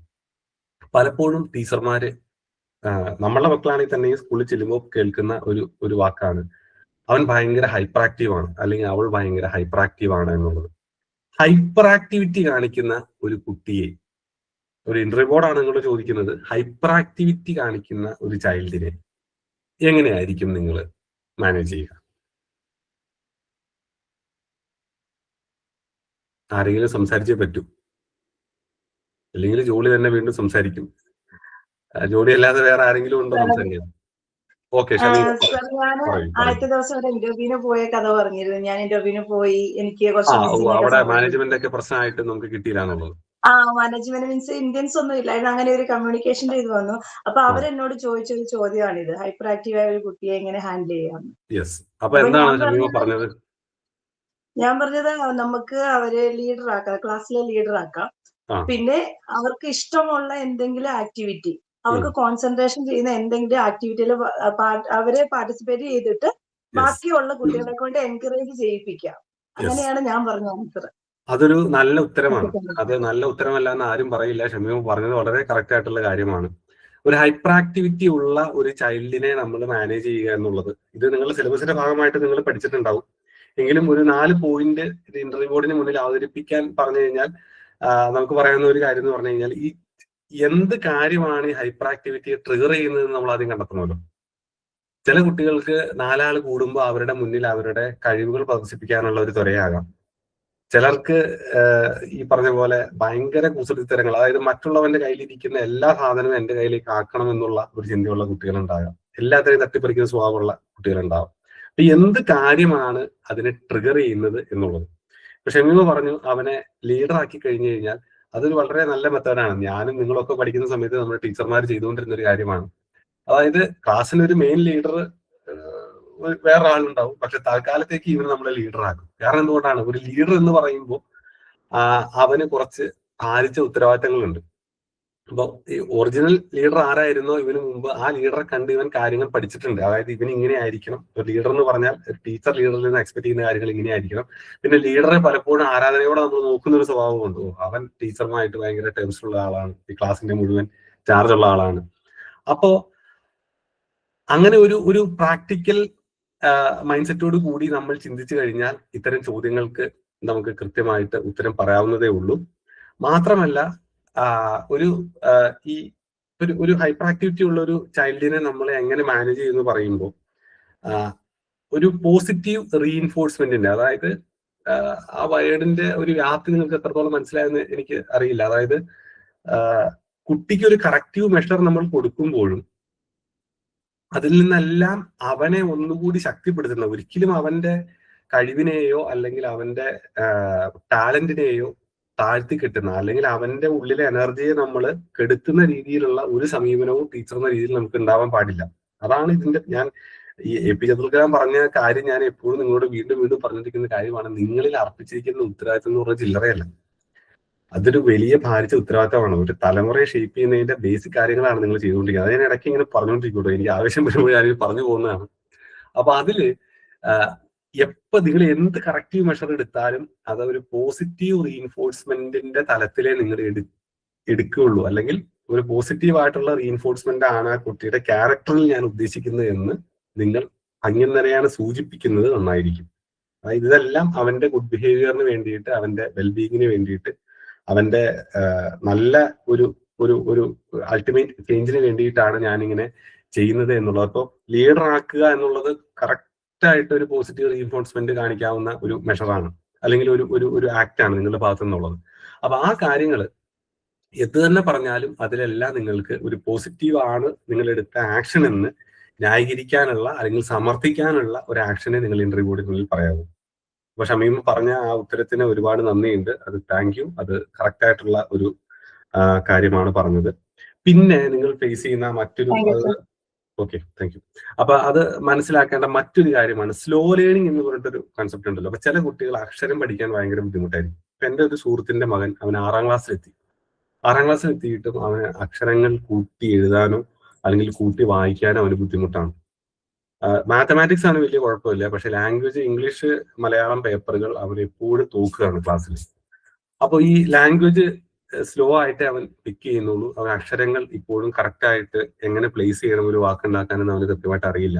അപ്പൊ അങ്ങനെയുള്ള നമ്മളെല്ലാവരും ഡിഫറെന്റ് പേസിൽ ചിന്തിക്കുകയും സംസാരിക്കുകയും നടക്കുകയും ഓടുകയൊക്കെ ചെയ്യുന്ന ആളുകളാണ്. നമ്മുടെ എല്ലാം പേസ്, ഈവൻ നമ്മുടെ എല്ലാം ഹാർട്ടിന്റെ റിതം പോലും കോമൺ ആയിരിക്കില്ല. അതിൽ ചെറിയ ചെറിയ മൈന്യൂട്ട് ആയിട്ടുള്ള വേരിയേഷൻസ് ഉണ്ടാവും. അപ്പൊ അത് ജന്മന മനുഷ്യൻ അങ്ങനെയാണ്. അപ്പൊ ഈ സ്ലോ ലേണിംഗ് എന്ന് പറയുന്നത് ഒരിക്കലും ഒരു എന്താ പറയുക, അതൊരു ഒരു ക്രൈമോ അല്ലെങ്കിൽ അതൊരു ഒരു ഡിഫക്റ്റീവ് ആയിട്ട് അല്ലെങ്കിൽ ആ കുട്ടിയുടെ ഒരു കുറവായിട്ട്, പോരായ്മയായിട്ടല്ല നമ്മൾ അവതരിപ്പിക്കേണ്ടത്. How do you handle a slow learner എന്നുള്ള ചോദ്യം തീർച്ചയായിട്ടും നിങ്ങൾക്ക് എക്സ്പെക്ട് ചെയ്യാവുന്ന ഒരു ചോദ്യമാണ്. അങ്ങനെ ചോദിച്ചാൽ സോറി നിങ്ങൾ എന്തായിരിക്കും പറയുക? ഒരു സ്ലോ ലേണർ എന്നുള്ള ഒരു വിഭാഗത്തിൽ പെടുന്ന ഒരു കുട്ടിയെ നിങ്ങൾ എങ്ങനെയായിരിക്കും ആ കുട്ടിക്ക് വേണ്ടത് എന്തായിരിക്കും? ആ കുട്ടിക്ക് ഏറ്റവും കൂടുതൽ നിങ്ങളുടെ ഭാഗത്ത് നിന്ന് വേണ്ട ഒരു കാര്യം എന്തായിരിക്കും? ഇനിയിപ്പോ എല്ലാ പോയിന്റും നമുക്ക് ഡിസ്കസ് ചെയ്യാൻ സമയമില്ലെങ്കിലും നിങ്ങൾ ആദ്യം പറഞ്ഞ 1-2 കാര്യങ്ങൾ അതുണ്ട്. അതായത് സ്ലോ ലേണിംഗ് എന്ന് പറയുന്ന സ്ലോ ലേണറായിട്ടുള്ള ഒരു കുട്ടിക്ക് മറ്റു കുട്ടികളെക്കാൾ നിങ്ങൾ കൊടുക്കേണ്ട സാധനം എന്തായിരിക്കും? എന്റെ റിപ്പോർട്ടിന് മുന്നിൽ നിങ്ങൾക്ക് പറയാവുന്ന ഒരു ഗോൾഡൻ ഉത്തരവാണ്. Loving and caring. അതിനെ കുറച്ചുകൂടി നമ്മളൊന്ന് കൂടുതൽ അറ്റൻഷൻ കൊടുക്കാം. Yes, attention. ഷാഹിദ കറക്റ്റ് ആയിട്ട് പറഞ്ഞു. ജിഷ പറഞ്ഞത് സപ്പോർട്ടാണ്. അറ്റൻഷൻ എന്ന് പറയുന്ന ഒരു വാക്ക്, ഈ നിങ്ങൾ ഏതൊക്കെ കാര്യങ്ങൾ നിങ്ങൾ അവിടെ പറഞ്ഞാലും ഈ അറ്റൻഷൻ എന്ന് പറയുന്ന ഒരു വാക്ക് നിങ്ങൾ പറയാൻ വിട്ടുപോയി കഴിഞ്ഞു കഴിഞ്ഞാൽ അവിടെ നിങ്ങൾക്ക് കിട്ടുന്ന മാർക്ക് ചിലപ്പോൾ 5 മാർക്ക് ഇടാൻ ഉദ്ദേശിച്ചവൻ ചിലപ്പോൾ 3 or 2 മാർക്ക് ഇടുള്ളൂ. അറ്റൻഷൻ എന്ന് പറയുന്ന വാക്കിന് അവിടെ ഭയങ്കര ഇമ്പോർട്ടൻസ് ഉണ്ട്. നിങ്ങൾക്ക് പറയാം, ഞാൻ ഹാൻഡ്സ് ഓൺ ലേണിംഗ് മെത്തേഡ് ഉപയോഗിക്കും, അല്ലെങ്കിൽ ഞാൻ റിപ്പീറ്റഡ്ലി ആ കുട്ടിയെ മോണിറ്റർ ചെയ്യുന്നൊക്കെ പറയാം. നിങ്ങളുടെ അറ്റൻഷനാണ് വേണ്ടത്, നിങ്ങളുടെ ശ്രദ്ധയാണ് ആ കുട്ടിയിൽ വേണ്ടത്. അപ്പോ ഞാൻ ആദ്യം പറഞ്ഞതുപോലെ നിങ്ങളുടെ അറ്റൻഷൻ എന്ന് പറയുന്ന വാക്ക് ഈ ചോദ്യത്തിന് ഉത്തരമായിട്ട് നിങ്ങൾ പറയുകയാണെങ്കിൽ തീർച്ചയായിട്ടും നിങ്ങളുടെ എലവേറ്റർ 2ാം നിലയിൽ നിന്ന് 3ാം നിലയിലേക്കോ 3ാം നിലയിൽ നിന്ന് 4ാം നിലയിലേക്കോ പോയിട്ടുണ്ടാകും. അപ്പൊ അതുകൊണ്ട് ഇപ്പൊ നിങ്ങൾക്ക് ഏകദേശം പിടികിട്ടി കാണും എങ്ങനെയാണ് നമ്മളൊരു ചോദ്യത്തെ സമർത്ഥമായി ടാക്കിൾ ചെയ്യുക എന്നുള്ളത്. ഇന്റർവ്യൂ ബോർഡിന് വേണ്ടത് ആ ഒരു വാക്കാണ്. ഞാൻ ഈ കഴിഞ്ഞ അക്കാദമിക വർഷം അവസാനിക്കുന്ന സമയത്ത്, അതായത് മാർച്ച് മാസത്തിൽ, ഈ 2025 മാർച്ച് മാസത്തിൽ ഒരു കോളേജിൽ ഞാൻ എൻ്റെ പ്രോഗ്രാമിന് പോയപ്പോൾ അവിടുത്തെ ജോഗ്രഫി ക്ലാസ് റൂമിൽ ഒരു അധ്യാപകൻ പഠിപ്പിക്കുകയാണ്. അപ്പോ അത് നിങ്ങൾക്ക് എത്രത്തോളം പിടികിട്ടുമെന്ന് അറിയില്ല. ഞാനത് ഇപ്പൊ ഈ അറ്റൻഷൻ എന്ന് പറഞ്ഞ വാക്കിന്റെ ഇമ്പോർട്ടൻസ് പറയാൻ വേണ്ടിയിട്ടാണ്. അപ്പോൾ പുള്ളി പറയുന്നത് ഒരു നേഷൻ എന്ന് പറയുന്ന, ഒരു രാഷ്ട്രം എന്ന് പറയുന്ന ഒരു കൺസെപ്റ്റിനെ പറ്റിയിട്ടാണ്. അപ്പൊ ഇങ്ങനെ ഇതിനെപ്പറ്റി, അപ്പൊ ശരിക്കും നേഷൻ എന്ന് പറയുന്നത് അല്ലെങ്കിൽ ഒരു രാജ്യം എന്ന് പറയുന്നത്, അതിന്റെ ബൗണ്ടറി എന്ന് പറയുന്നത് ഒരു ഇമാജിൻഡ് സാധനമാണല്ലോ. അതായത് ഇപ്പൊ ഇന്ത്യയും പാകിസ്ഥാനും അല്ലെങ്കിൽ ഇന്ത്യയും ചൈനയും തമ്മിലുള്ള അതിർത്തി എന്ന് പറയുന്നത് നമ്മൾ അങ്ങനെ സങ്കല്പിച്ച് ഇവിടെ മുതൽ അങ്ങോട്ട് പാകിസ്ഥാന്റെയും ഇവിടെ മുതൽ ഇങ്ങോട്ട് നമ്മുടെയും എന്നുള്ളതാണ് നമ്മുടെ ഒരു കൺസെപ്റ്റ്. അല്ലാതെ ഭൂമി നമ്മൾ അവിടെ വേലി കിട്ടിയിട്ടുണ്ടാവും, പക്ഷെ ഭൂമിക്ക് ഇപ്പൊ അങ്ങനെ പാകിസ്ഥാൻ എവിടെ തുടങ്ങുന്നു, ഇപ്പൊ ഭൂമിലുപം ഉണ്ടാകുമ്പോഴോ സുനാമി അടിക്കുമ്പോഴൊന്നും ഇന്ന് നോക്കിയിട്ടല്ലോ ജപ്പാന്റെ തീരം എവിടെയാണ്, അല്ലെങ്കിൽ ഇറ്റലിയുടെ തീരം എവിടെയാണ്, റഷ്യയുടെ തീരം എവിടെയാണ് നോക്കിയിട്ടൊന്നുമല്ല സുനാമി ഉണ്ടാവുന്നത്. അതങ്ങ് അടിച്ച് കയറുകയാണ്. അപ്പൊ ഈ പറയുന്ന ഭൂമിക്ക് ഈ പറയുന്ന പോലെ ഇങ്ങനത്തെ ക്രമങ്ങളൊന്നുമില്ല. അതൊരു ഇമാജിൻഡ് ബൗണ്ടറികളാണ് നമ്മൾ സെറ്റ് ചെയ്തിരിക്കുന്നത്. ഇന്ന പ്രദേശം മുതൽ ഇന്ന പ്രദേശം വരെ എന്റെ രാജ്യത്തിന്റെ സ്ഥലമാണെന്ന് ആ രാജ്യത്തെ ഭരണാധികാരികളോ അല്ലെങ്കിൽ അവിടുത്തെ കോൺസ്റ്റിറ്റ്യൂഷനോ അവിടുത്തെ പണ്ടത്തെ സംവിധാനം അതിന് തീരുമാനിച്ചു വെച്ചിരിക്കുകയാണ്. അപ്പോൾ ഈ അധ്യാപകൻ ഇതിനെപ്പറ്റി ബെനഡിക്റ്റ് ആൻഡേഴ്സൺ എന്ന് പറയുന്ന ഒരു ഫിലോസഫർ, ഞാൻ സാഹിത്യമാണ് പഠിച്ചത്, പക്ഷെ ഞാൻ ജോഗ്രഫി വായിക്കാൻ ഇഷ്ടപ്പെടുന്ന ഒരാളെന്ന രീതിയിൽ ഇത് വായിച്ചപ്പോൾ എന്റെ മനസ്സിൽ പണ്ട് ബെനഡിക്റ്റ് ആൻഡേഴ്സൺ എന്ന് പറയുന്ന ഒരു സോഷ്യൽ തിയറിസ്റ്റ് ഇതേപ്പറ്റി nation as an imagined community എന്നുള്ളൊരു കൺസെപ്റ്റ് കൊണ്ടുവന്ന് വെച്ചിട്ടുണ്ട്. ആ ഒറ്റ വാക്കിൽ മതി, നേഷൻ എന്ന് പറയുന്നത് ഇറ്റ്സ് ആൻ ഇമാജിൻഡ് കമ്മ്യൂണിറ്റി എന്ന് അദ്ദേഹം പറഞ്ഞിട്ടുണ്ട്. ഈ അധ്യാപകൻ ഇത് വായിച്ചിട്ടില്ല എന്നാണ് എനിക്ക് തോന്നുന്നത്. ഇദ്ദേഹം ഒരു 10-20 മിനിറ്റ് എടുത്ത് ലോകത്തിൽ പുള്ളിക്ക് അറിയാവുന്ന സകലമാന കാര്യങ്ങൾ ആ ക്ലാസ്സിൽ പറയുന്നുണ്ട്. പക്ഷെ ബെനഡിക്റ്റ് ആൻഡേഴ്സൺ എന്ന് പറയുന്ന ഒരാളെ പറ്റിയോ അല്ലെങ്കിൽ ഇമാജിൻഡ് കമ്മ്യൂണിറ്റി എന്ന് പറയുന്ന ഒരു വേർഡിനെ പറ്റിയോ അദ്ദേഹം സംസാരിക്കുന്നില്ല. അതുകൊണ്ട് എന്താ പ്രശ്നം എന്ന് വെച്ച് കഴിഞ്ഞാൽ ഇദ്ദേഹത്തിന് ഇത് അറിയില്ല, കുട്ടികൾക്കും ഇത് അറിയില്ല. വളരെ സിമ്പിൾ ആയിട്ട് 2 വാക്കുകളിൽ ഒതുക്കാമായിരുന്ന ഒരു കാര്യം ഇദ്ദേഹം 20 മിനിറ്റ് എടുത്തിട്ടും ആ ക്ലാസ്സിൽ കമ്മ്യൂണിക്കേറ്റ് ചെയ്യപ്പെടുന്നില്ല എന്നുള്ളതാണ് പ്രശ്നം. എന്ന് പറഞ്ഞതുപോലെ nation is an imaginary community എന്ന് അദ്ദേഹം പറഞ്ഞു കഴിഞ്ഞാൽ അവിടെ തീർന്നു. പിന്നെ കുട്ടികൾക്ക് കൺസെപ്റ്റും ക്ലിയർ ആണ്. ബെനഡിക്ട് കമ്പേഴ്സിനെ പറ്റി പിന്നെ കുട്ടികൾ പോയി വായിച്ചോളും. പക്ഷെ ഇദ്ദേഹത്തിന്റെ ഇതേപ്പറ്റി വലിയ ധാരണയില്ലാത്തത് കൊണ്ട് അദ്ദേഹം അത് പറയാനും അദ്ദേഹം മെനക്കെട്ടില്ല, അദ്ദേഹം അറിയാനും പാടില്ല എന്നുള്ളതാണ് എന്റെ ഒരു വിശ്വാസം. എന്ന് പറഞ്ഞതുപോലെ അറ്റൻഷൻ എന്ന് പറയുന്ന ആ വാക്ക് അവിടെ വരുമ്പോൾ പിന്നെ അവർക്ക് വേറെ തിരിച്ചിങ്ങോട്ട് വേറെ ചോദ്യങ്ങൾ ചോദിക്കേണ്ടി വരില്ല. അവിടെ കാര്യങ്ങൾ അണ്ടർസ്റ്റുഡ് ആണ്. അപ്പൊ എല്ലാ ചോദ്യത്തിനും ഇങ്ങനെയുള്ള ഒരു ഒരു കീ ആയിട്ടുള്ള ഒരു സാധനം ഉണ്ടാവും. അത് നിങ്ങൾ കറക്റ്റായിട്ട് മനസ്സിലാക്കുക. എനിവേ അറ്റൻഷൻ എന്ന് പറയുന്ന ആ ഒരു ഉത്തരത്തിന് പറഞ്ഞ ആൾക്ക് ഒരുപാട് നന്ദിയുണ്ട്. Thank you. അത് അങ്ങനെ തന്നെ വേണം നിങ്ങൾ ആൻസർ ചെയ്യാൻ. ഇനി എൻ്റെ അടുത്ത് ഇപ്പോൾ നിങ്ങൾ ഇങ്ങനെ കംഫർട്ടബിൾ ആയിട്ട് സ്വസ്ഥമായിട്ട് നിങ്ങളുടെ വീടുകളിൽ ഇരിക്കുന്നത് കൊണ്ട് നിങ്ങൾക്ക് നന്നായി ചിന്തിക്കാൻ പറ്റുന്നുണ്ട്, നിങ്ങൾക്ക് നന്നായി പറയാൻ പറ്റുന്നുണ്ട്. ഓർക്കുക, അതിനിടയ്ക്കിടയ്ക്ക് റിമൈൻഡ് ചെയ്യാൻ കാരണം നിങ്ങൾക്ക് ഒരു വാണിംഗ് പോലെയാണ്. ഇന്റർവ്യൂ ബോർഡിന് മുന്നിൽ ഇത്ര റിലാക്സ്ഡ് ആയിട്ട് നിങ്ങളൊരു സ്ക്രീനിന് അപ്പുറത്തായിരിക്കില്ല ഇരിക്കുക. You are physically present. ആ ഒരു എൻവയോൺമെന്റിൽ ഇരുന്ന് വേണം നിങ്ങൾ ഇങ്ങനെ ചോദിക്കുമ്പോൾ പറയാൻ. അതിന് ടെൻഷൻ ഫ്രീ ആയിട്ടൊരു മനസ്സ് ആവശ്യമാണ് എന്നുകൂടി ഓർമ്മപ്പെടുത്തുകയാണ്. നമുക്ക് ഞാനൊരു ഇന്റർവ്യൂവിന് പോയ സമയത്ത് എന്നോട് ചോദിച്ചൊരു ക്വസ്റ്റ്യൻ ആണ്, ടീച്ചിങ് എന്തുകൊണ്ടാണ് പാഷനായിട്ട് തെരഞ്ഞെടുത്തത്. അപ്പൊ ഞാൻ എനിക്ക് അറിയുന്ന രീതിയിൽ എന്റെ ആഗ്രഹമാണ്. അതുപോലെ കുട്ടികളെ ഈ നമ്മൾ കുട്ടികളൊന്നും കുറച്ച് കാര്യങ്ങൾ ഇങ്ങനെ പറഞ്ഞിട്ട് പോയി. പക്ഷെ അവര് പിന്നെയും ചോദിക്കുന്നത് എന്തുകൊണ്ട് ടീച്ചിങ് ഒരു പാഷനായിട്ട് എടുത്തു എന്നുള്ളതാണ്. ഈ ട്രെയിനിങ് സെഷൻ ഇന്നത്തെ സെഷൻ തുടങ്ങിയപ്പോ ആയിഷ ഉണ്ടായിരുന്നോ? വൈകിയാണ് ജോയിൻ ചെയ്തത്. നമ്മൾ അതിന്റെ ആദ്യം Y did you choose Montessori teaching എന്നുള്ള ഒരു ചോദ്യം നമ്മൾ ചോദിച്ചിരുന്നു. അതിന്റെ ആൻസർ നമ്മൾ ഡിസ്കസ് ചെയ്തിരുന്നു. ഞാൻ ഒരിക്കൽ കൂടി വേണമെങ്കിൽ ഒന്നുകൂടി ഒന്ന് റിപ്പീറ്റ് ചെയ്യാൻ ആദ്യം പറഞ്ഞിരുന്നു. എന്തുകൊണ്ടാണ് ഞാനപ്പോ നമ്മൾ പറഞ്ഞ പ്രധാനപ്പെട്ട കാര്യം എന്ന് പറഞ്ഞാല് അതിവിടെ ആരോ പറഞ്ഞു, ജോലിയാണെന്ന് തോന്നുന്നു അതിന്റെ ഉത്തരം. അപ്പൊ കൃത്യമായിട്ട് പറഞ്ഞിരുന്നു. അതായത് കുട്ടികളെ ഡെവലപ്പ് ചെയ്യുന്ന ഏറ്റവും ക്രൂഷ്യൽ ആയിട്ടുള്ള മോസ്റ്റ് ഇമ്പോർട്ടന്റ് ലേണിംഗ് ഇയേഴ്സ് എന്ന് പറയുന്ന ഒരു സമയത്താണ് അവരെ നമ്മൾ ഹാൻഡിൽ ചെയ്യുന്നത്. പിന്നെ അവർക്ക്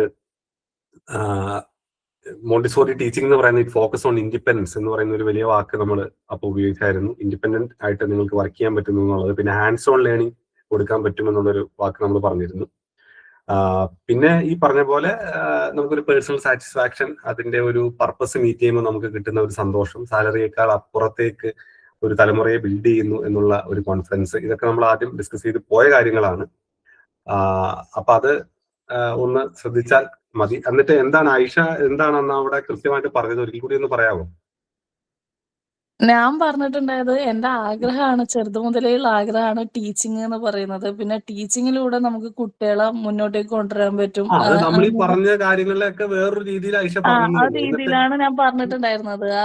എനിക്ക് അറിയുന്ന ലാംഗ്വേജ് നമ്മൾ മുമ്പിൽ ഇരിക്കുമ്പോൾ ഇംഗ്ലീഷ് നമ്മുടെ വായിൽ അങ്ങനെ ഫ്ലുവന്റ് ആയിട്ട് വരില്ല എന്ന് പറഞ്ഞ പോലെ ഇങ്ങനെ എനിക്ക് ഒപ്പിച്ചിട്ട് എനിക്ക് പറയാൻ പറ്റുന്ന രീതിയിൽ ഞാൻ പറഞ്ഞിട്ടുണ്ടായിരുന്നു. ഞാൻ കുറെ കാര്യങ്ങൾ പഠിച്ചു വെച്ച് പോയിട്ട് അത് പറഞ്ഞതുപോലെയാണ് ഉണ്ടായിരുന്നത്. എന്നിട്ട് പിന്നെ അവര് പിന്നെ എന്നോട് ചോദിച്ചു, ഓക്കെ ഇതൊക്കെയാണ് നിങ്ങളുടെ ആഗ്രഹമാണ്, ഇങ്ങനെയൊക്കെയാണ്. എന്നിട്ട് വീണ്ടും എന്നോട് റിപ്പീറ്റ് ചെയ്തു, എന്നാലും എന്താണ് ഈ പാഷൻ എന്ന് പറയുന്ന വേർഡ് കൊണ്ട് എന്താണ് അർത്ഥാക്കുന്നത് എന്നുള്ളത്. അതെനിക്ക് ആൻസർ ചെയ്യാൻ പറ്റിയില്ല. അവര് ടീച്ചിങ് അവരെന്നിട്ട് ചോദിച്ചു പാഷൻ കൊണ്ട് എന്താണ് അർത്ഥാക്കുന്നത്, അതിനെനിക്ക് ആൻസർ ചെയ്യാൻ പറ്റിയില്ല. ആയിഷ ഈ പാഷൻ എന്നുള്ളത് കൊണ്ട് എന്താണ് ഉദ്ദേശിക്കുന്നത്, അത് ഞാനൊന്ന് കേൾക്കട്ടെ. അതാണ് എന്റെയും അവിടെയാണ് എനിക്കും ഉത്തരം കിട്ടിയിട്ടുണ്ടായിരുന്നത്. അതാണ് സാറിനോട് ചോദിച്ചത്. അതായത് ഈ പാഷൻ എന്ന് പറയുമ്പോ ഇപ്പോ ഞാനിപ്പോ അതിന് വേറൊരു എക്സാമ്പിൾ ഞാൻ പറയാം. ഞാൻ ഈ സ്റ്റാർ സിംഗർ എന്ന് പറയുന്ന മ്യൂസിക് റിയാലിറ്റി ഷോയുടെ കാര്യം ഞാൻ കഴിഞ്ഞ ദിവസം പറഞ്ഞോന്ന് എനിക്കറിയില്ല, ഞാൻ ഓർക്കുന്നില്ല പറഞ്ഞോണ്ടോ ഇല്ലയോ എന്നുള്ളത്. അതില് നന്ദ എന്ന് പറയുന്ന ഒരു കുട്ടി ഉണ്ടായിരുന്നല്ലോ, നിങ്ങൾ ഫൈനലൊക്കെ കണ്ടിട്ടുണ്ടെങ്കിൽ അറിയാം. ആ കുട്ടിയുടെ ഇന്റർവ്യൂവിൽ ആ കുട്ടി പറയുന്നുണ്ട്, ഞാൻ ചെയ്യുന്ന ജോലി എന്ന് പറയുന്നത്, അതായത് അവരെന്തോ IT ഫീൽഡിൽ എന്തോ ജോലി ചെയ്യുന്ന ഒരു കുട്ടിയാണ്. ആ ജോലി എന്ന് പറയുന്നത് ഇറ്റ്സ് ഫോർ മൈ ലിവിങ്, എനിക്ക് ജീവിക്കാനുള്ള പൈസ ഉണ്ടാക്കാൻ വേണ്ടിയിട്ടാണ്. പക്ഷെ മ്യൂസിക് എന്ന് പറഞ്ഞാൽ ഇറ്റ്സ് ഫോർ മൈ സർവൈവൽ, അതെന്റെ പാഷൻ ആണ് എന്നാണ് പറഞ്ഞത്. അതൊരു മനോഹരമായ ഉത്തരവാണ്. അതായത് ഞാൻ ചെയ്യുന്ന എല്ലാ ദിവസവും 10 to 5 ഓഫീസിൽ പോയി ചെയ്യുന്ന ജോലി എന്ന് പറഞ്ഞാൽ എനിക്ക് ജീവിക്കാൻ വേണ്ടി, പൈസ ഉണ്ടാക്കാൻ വേണ്ടി ഞാൻ ജോലി ചെയ്യുന്നു. പക്ഷെ മ്യൂസിക് എന്ന് പറയുന്നത്, സംഗീതം എന്ന് പറയുന്നത് എനിക്കിവിടെ ജീവിച്ചിരിക്കാൻ ആവശ്യമാണ്, സർവൈവലിന് ആവശ്യമാണ് എന്നുള്ളതാണ്. അപ്പൊ അവിടെയാണ് പാഷനും പ്രൊഫഷനും തമ്മിലുള്ള വ്യത്യാസം വരുന്നത്. അപ്പൊ ഐഷ ഈ ഒരു മോണ്ടിസോറി ടീച്ചിങ് എന്ന് പറയുന്നത് ഒരു പാഷൻ ആണ് എന്ന് പറയുമ്പോൾ അത് പൈസ ഉണ്ടാക്കാനുള്ള ഒരു ജോലി മാത്രമാണോ, അല്ലെങ്കിൽ ജോലി ഇല്ലാതിരിക്കുന്ന അവസ്ഥയിൽ എന്തെങ്കിലും ഒരു ജോലി ചെയ്യണം, രാവിലെ മുതൽ വൈകുന്നേരം വരെ ഒരു സ്ഥാപനത്തിൽ വർക്ക് ചെയ്യണം, കുറച്ച് ക്യാഷ് ഏൺ ചെയ്യണം, മണി ഏൺ ചെയ്യണം എന്നുള്ള രീതിയിലാണോ ഐഷ അതിനെ സമീപിച്ചത് എന്നറിയാൻ വേണ്ടിയിട്ടാണ് ചോദിക്കുന്നത്. എന്താണ് ഈ പാഷൻ എന്നുള്ളത് കൊണ്ട് ഉദ്ദേശിക്കുന്നത്? അത് ഞാൻ പറഞ്ഞിട്ടുണ്ടായിരുന്നു. എനിക്ക് ബാക്കിയുള്ള ജോലിനെ അപേക്ഷിച്ചിട്ട് എനിക്കൊരു സാറ്റിസ്ഫാക്ഷൻ കിട്ടുന്ന ഒരു ജോബ് എന്ന് പറയുന്നത് ടീച്ചിങ് ആണ് എന്ന് പറഞ്ഞിട്ടാണ് ഞാൻ സ്റ്റാർട്ട് ചെയ്തിട്ടുണ്ടായിരുന്നത്. പക്ഷെ എന്നിട്ട് പിന്നെ അങ്ങനെ ചോദിച്ചപ്പോ എനിക്കൊന്നും പറയാൻ പറ്റിയില്ല. അപ്പൊ ഈ പാഷൻ എന്ന് പറയുമ്പോൾ നിങ്ങൾ അതിൽ പറയാവുന്ന ഒരു കാര്യം എന്ന് പറഞ്ഞാൽ ഈ ആദ്യം പറഞ്ഞ പോലെ ഈ ഫൗണ്ടേഷണൽ ഇയേഴ്സിലായിട്ടുള്ള, അതായത് ഒന്നുമില്ലായ്മയിൽ നിൽക്കുന്ന ഒരു കുട്ടി, ഒരു ബ്ലാങ്ക് സ്ലേറ്റ് പോലത്തെ മനസ്സുമായി നിൽക്കുന്ന ഒരു കുട്ടിക്ക് ആദ്യത്തെ ഇംപ്രിൻസ് എനിക്ക് പകർന്നു കൊടുക്കാൻ പറ്റുന്നു. അല്ലെങ്കിൽ അവരുടെ ഫൗണ്ടേഷനിലായിട്ടുള്ള, ഞാൻ ആദ്യം പറഞ്ഞ പോലെ ഒരു ബിൽഡിംഗ് പണിയുമ്പോൾ അതിന്റെ ഏറ്റവും ബേസിക് ആയിട്ടുള്ള, നമ്മളൊരു ബിൽഡിംഗ് പണിയുമ്പോൾ കോളം ഫുട്ടിങ് ചെയ്യുന്ന പോലെ അതിന് കരിങ്കല്ല് കൊണ്ട് തറ കെട്ടുന്നത് പോലുള്ള ഫൗണ്ടേഷണൽ സാധനങ്ങൾ, അത് 1-2 ദിവസം കൂടി ഞാൻ ചെയ്യുന്ന കാര്യമല്ല, അല്ലെങ്കിൽ 1-2 വിദ്യാർത്ഥികൾക്ക് വേണ്ടിയിട്ടല്ല. ഈ ഭാവി തലമുറയുടെ തന്നെ ഏറ്റവും ബേസിക് ആയിട്ടുള്ള കാര്യങ്ങൾ പകർന്നു കൊടുക്കുക, അതത്ര ഈസി ആയിട്ടൊരു ടാസ്ക് അല്ല. It requires a lot of patience, it demands perseverance, it demands hard work, it demands a lot of effort എന്നുള്ള കാര്യങ്ങളൊക്കെ അതിനോട് ചേർത്ത് പറയുമ്പോൾ അത് പാഷനായി മാറും. അപ്പൊ ഇനി അങ്ങനെ ചോദിച്ചു കഴിഞ്ഞാൽ നിങ്ങൾക്ക് പറയാവുന്ന ഒരു കാര്യം ഇത് തന്നെയാണ്. ഞാൻ എന്റെ ഫൗണ്ടേഷണൽ കാര്യങ്ങളാണ് ചെയ്യുന്നത്. അത് എല്ലാവർക്കും പറ്റുന്ന ഒരു കാര്യമല്ല. അതിന് ഈ പറഞ്ഞ പോലെ അതിന് എഫേർട്ട് ആവശ്യമാണ്, പെർസീവറൻസ് ആവശ്യമാണ്, ഹാർഡ് വർക്ക് ആവശ്യമാണ്, പെർസിസ്റ്റൻസ് ആവശ്യമാണ്. ഇങ്ങനെയുള്ള കുറച്ച് കാര്യങ്ങൾ കൂടി അതിനെ സാധൂകരിക്കുന്ന കാര്യങ്ങൾ അതിനോട് പറഞ്ഞു കഴിയുമ്പോൾ ഇറ്റ്സ് യുവർ പാഷൻ എന്നുള്ളതാണ്. ഇപ്പോൾ ആ പാട്ട് പാടുന്ന കുട്ടി തന്നെയാണെങ്കിൽ അതിന് പാട്ട് പാടുമ്പോഴാണ് അത് ജീവിച്ചിരിക്കുന്നു എന്നൊരു തോന്നൽ വരിക, അല്ലെങ്കിൽ ഈ സമൂഹവുമായി ഇന്ററാക്ട് ചെയ്യുന്നു എന്നുള്ള തോന്നൽ വരിക, സ്വയമേ തന്നെ ഒരു ഫീൽ ഗുഡ് എന്ന് പറയുന്ന അവസ്ഥയിലേക്ക് പോവുക. അപ്പൊ അതുകൊണ്ട് അങ്ങനെയുള്ള ഉത്തരങ്ങൾ, അതായത് നിങ്ങൾ പറഞ്ഞിരിക്കുന്ന കാര്യങ്ങൾ, ഇപ്പൊ നമ്മൾ ഈ പറഞ്ഞ കാര്യങ്ങൾ കൂടി പറഞ്ഞാൽ അതിനകത്ത് ഓക്കെ ആയിരുന്നു. പാഷനെ അതൊക്കെ സാധൂകരിക്കുന്ന കാര്യങ്ങളാണ്. അപ്പോ അത് ചൈൽഡ് ഫ്രണ്ട്ലി ആവാൻ ആഗ്രഹിക്കുക, അങ്ങനെ പറഞ്ഞോട്ടെ. ചൈൽഡ് ഫ്രണ്ട്ലി ആവാൻ ആഗ്രഹിക്കുന്നു. അതായത് ഈ പോസിറ്റീവ് ആയിട്ടുള്ള ലീഡ്സ് ഏത് വേണമെങ്കിലും നിങ്ങൾക്ക് ഇതിന്റെ അകത്തേക്ക് ആഡ് ചെയ്യാം. മൂന്നാമതൊരാൾ കേൾക്കുമ്പോൾ അതിൻ്റെ അകത്തൊരു ന്യായമുണ്ട് എന്ന് തോന്നുന്ന ഏതൊരു പോസിറ്റീവ് ലീഡോ പോസിറ്റീവ് ത്രെഡോ നിങ്ങൾക്ക് അതിൻ്റെ അകത്തേക്ക് ആഡ് ചെയ്യാം. അതിന് യാതൊരു തടസ്സമില്ല. പിന്നെ അതിനെ ഒന്ന് സ്ട്രക്ചർ ചെയ്യുക എന്നുള്ളതാണ്. അതായത് ഏറ്റവും വീക്ക് ആയിട്ടുള്ള പോയിന്റ് ആദ്യം കയറി പറയാതെ, വളരെ ബ്രോഡ് ആയിട്ടുള്ള സെൻസിലേക്ക് പോവാതെ ടു ദ സ്പെസിഫിക് ആയിട്ട് ടു ദ പോയിന്റിലേക്ക് നിങ്ങൾക്ക് സംസാരിക്കാൻ കഴിയുമെങ്കിൽ പെട്ടെന്ന് തന്നെ അത് സ്കോർ ചെയ്യാൻ പറ്റും എന്നുള്ളതാണ്. Anyway, good response. ആയിഷയോട് ആ ചോദ്യം ചോദിച്ചിട്ടുണ്ട് എന്നുള്ളത് വളരെ സന്തോഷകരമായ ഒരു കാര്യമാണ്. അത് പങ്കുവച്ചതിനും ഒത്തിരി താങ്ക്സ്. ബാക്കിയുള്ളവർക്കും ആ ഒരു അനുഭവം ഷെയർ ചെയ്യാൻ പറ്റി. പിന്നെ നിങ്ങളോട് പലപ്പോഴും ഡെമോ ക്ലാസ് എടുത്ത് കാണിക്കാൻ പറയാറുണ്ട്. ഇപ്പൊ ഈ ഓൺലൈൻ ക്ലാസ്സിൽ നിങ്ങൾ പഠിച്ചിട്ട് നിങ്ങൾ ട്രെയിനിങ്ങിന് പോയിട്ടുണ്ടാവും ഭൂരിഭാഗം ആളുകളും. കഴിഞ്ഞ ദിവസം ചോദിച്ചപ്പോൾ നിങ്ങൾക്ക് ട്രെയിനിങ്ങിന്റെ ആവശ്യമുണ്ടെന്നാണ് നിങ്ങൾ പറഞ്ഞത്. ഈ ഡെമോ ക്ലാസ്സിന് നിങ്ങൾ എന്തായാലും നിങ്ങൾ പ്രിപ്പയർ ചെയ്തിട്ട് വേണം പോകാൻ. പിന്നെ അപ്പോ ഒരു കുഴപ്പമെന്ന് വെച്ചാൽ നിങ്ങളുടെ മുന്നിൽ ഇരിക്കുന്നത് പിള്ളേരല്ല, മുതിർന്നവരാണ്. അപ്പോ ഈ ഡെമോ ക്ലാസ്സിൽ നിങ്ങൾ എന്തൊക്കെയാണ് ചെയ്യുക എന്നുള്ള വ്യക്തമായ ധാരണ വേണം. മാത്രവുമല്ല, ഡെമോ ക്ലാസ്സിൽ നിങ്ങൾ എടുക്കാൻ പോകുന്നത് എന്ന് പറയുന്നത് ഒരുപാട് ഹാർഡായിട്ടുള്ള ഒരു ആക്ടിവിറ്റി ആയിരിക്കരുത്. എല്ലാവർക്കും മനസ്സിലാകുന്ന ഒരു എൻഗേജിങ് ആയിട്ടുള്ള ഒരു സിമ്പിൾ ആയിട്ടുള്ള ഒരു ആക്ടിവിറ്റി ആയിരിക്കണം നിങ്ങൾ ഡെമോ ക്ലാസ്സിൽ നിങ്ങൾ എടുക്കേണ്ടത്. അതിൽ ശ്രദ്ധിക്കേണ്ട ഒരു കാര്യം എന്ന് പറഞ്ഞു കഴിഞ്ഞാൽ, നിങ്ങൾ ചെയ്യാൻ പോകുന്ന ആ ഒരു ക്ലാസ്സിന് ഒരു ഒബ്ജക്റ്റീവ് ഉണ്ടാവും, ഒരു ലേണിംഗ് ഒബ്ജക്റ്റീവ്. ആ ഒബ്ജക്റ്റീവിനെ കറക്റ്റായി കൺവേ ചെയ്യപ്പെടുന്നു നിങ്ങൾ ഉറപ്പുവരുത്തണം. അതായത് ഒരു പെർഫെക്റ്റ് ആയിട്ടുള്ള ഒരു ക്ലാസ് ആണെങ്കിൽ ആ ക്ലാസ് കഴിഞ്ഞു കഴിയുമ്പോൾ അവർക്ക് പ്രത്യേകിച്ച് അതേപ്പറ്റി ഒന്നും ചോദിക്കേണ്ടി വരരുത്. അതിനുള്ള എല്ലാ ഉത്തരങ്ങളും നിങ്ങളുടെ ക്ലാസ്സിലൂടെ നിങ്ങൾ ഓൾറെഡി കൊടുക്കാൻ നിങ്ങൾ പ്രാപ്തരായിരിക്കണം, അല്ലെങ്കിൽ നിങ്ങൾക്ക് കഴിഞ്ഞിരിക്കണം എന്നുള്ളതാണ് ഈ രംഗത്തെ എക്സ്പേർട്സ് പറയുന്നത്. അതിപ്പോ നിങ്ങൾ ഈ ഡെമോ ക്ലാസ് എടുക്കുന്ന സമയത്ത് കുട്ടികളുമായിട്ടുള്ള ഇന്ററാക്ഷൻ എന്ന് പറഞ്ഞ സാധനം ഉണ്ടല്ലോ. ഞാൻ ആദ്യം പറഞ്ഞ പോലെ നിങ്ങളെ മുന്നിൽ ഇരിക്കുന്നത് അഡൽസ് ആണ്. ഇന്റർവ്യൂ ബോർഡിലുള്ള എല്ലാവരും ഏജറായിട്ടുള്ള ആളുകളായിരിക്കും. അപ്പൊ അവരുടെ മുന്നിൽ നിങ്ങൾ നിന്നുകൊണ്ട് ഒരു കുട്ടിയോട് സംസാരിക്കുന്ന രീതിയിൽ, അല്ലെങ്കിൽ ഒരു കുട്ടിയോട് ഇന്ററാക്ട് ചെയ്യുന്ന രീതിയിൽ സംസാരിക്കുമ്പോൾ ഒരുപാട് പരിമിതികൾ ഉണ്ടാവും. അപ്പൊ അതിനെ നിങ്ങൾ ഒന്ന് എന്താ പറയുന്നത്, നേരത്തെ അങ്ങനെ ഒരു സിറ്റുവേഷന് നിങ്ങൾ മനസ്സിൽ കണ്ടിട്ട് വേണം സംസാരിക്കാനെന്നാണ് ഞാൻ പറഞ്ഞത്. ഞാൻ പറഞ്ഞത് മനസ്സിലായെന്നറിയില്ല.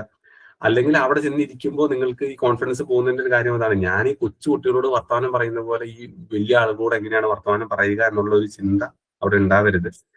അത് ഇപ്പൊ കേൾക്കുമ്പോൾ നിസ്സാരമായിട്ട് തോന്നും, പക്ഷെ അങ്ങനെ ഒരു സിറ്റുവേഷൻ നമ്മൾ എത്തിപ്പെട്ടപ്പോഴേ നമുക്ക് അതിന്റെ ബുദ്ധിമുട്ട് മനസ്സിലാവുള്ളൂ. എനിക്കൊക്കെ ഈ പ്രശ്നമുണ്ട്. അതായത് എന്ന് പറഞ്ഞാൽ ചിലപ്പോ ഈ LP സ്കൂളിൽ ഒരു കഴിഞ്ഞതിന് മുമ്പിലത്തെ വർഷം വായനാ ദിനം ജൂൺ 19 KN പണിക്കരുടെ ചരമദിനം, വായനാ ദിനത്തിന്റെ അന്ന് എന്നോട് ഒരു സ്കൂളില് സംസാരിക്കാൻ ചെല്ലാൻ പറഞ്ഞു. ഞാൻ സ്കൂളിൽ ചെന്നു. അതൊരു LP സ്കൂളാണ്. അപ്പൊ ഒരു കുഴപ്പമെന്ന് വെച്ചാൽ നമ്മൾ LP സ്കൂളിൽ പഠിക്കുന്ന കുട്ടികളോട് നമ്മൾ വായനയെ പറ്റി എന്താണ് സംസാരിക്കുക എന്നുള്ളതാണ്. ഇപ്പൊ ഒരു കോളേജിൽ വിളിച്ചു കഴിഞ്ഞാൽ നമുക്ക് വളരെ ഈസി ആയിട്ട് പോയി സംസാരിക്കാം.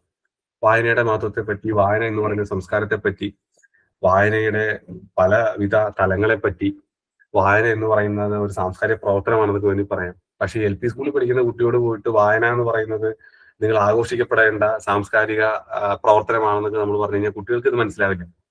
അപ്പോ കൊച്ചു കുട്ടികളോട് നിങ്ങൾ എങ്ങനെയാണോ കമ്മ്യൂണിക്കേറ്റ് ചെയ്യേണ്ടത് ആ ഒരു കാര്യമായിരിക്കണം ഇന്റർവ്യൂ ബോർഡിന് മുന്നിലും നിൽക്കുമ്പോൾ നിങ്ങൾ ഉണ്ടാവേണ്ടത്. അവിടെ ഇരിക്കുന്ന ആളുടെ പ്രായം അതാണെങ്കിലും ഒരു കൊച്ചുകുട്ടിയുടെ ഏജിന് അപ്രോപ്രിയേറ്റ് ആയിട്ടുള്ള അവരുടെ ഭാഷയ്ക്ക് അനുസൃതമായിട്ടുള്ള രീതിയിലായിരിക്കണം. പിന്നെ ഒരു കാരണവശാലും നെർവസ്നെസ് എന്ന് പറയുന്ന സാധനം മുഖത്ത് പാടില്ല.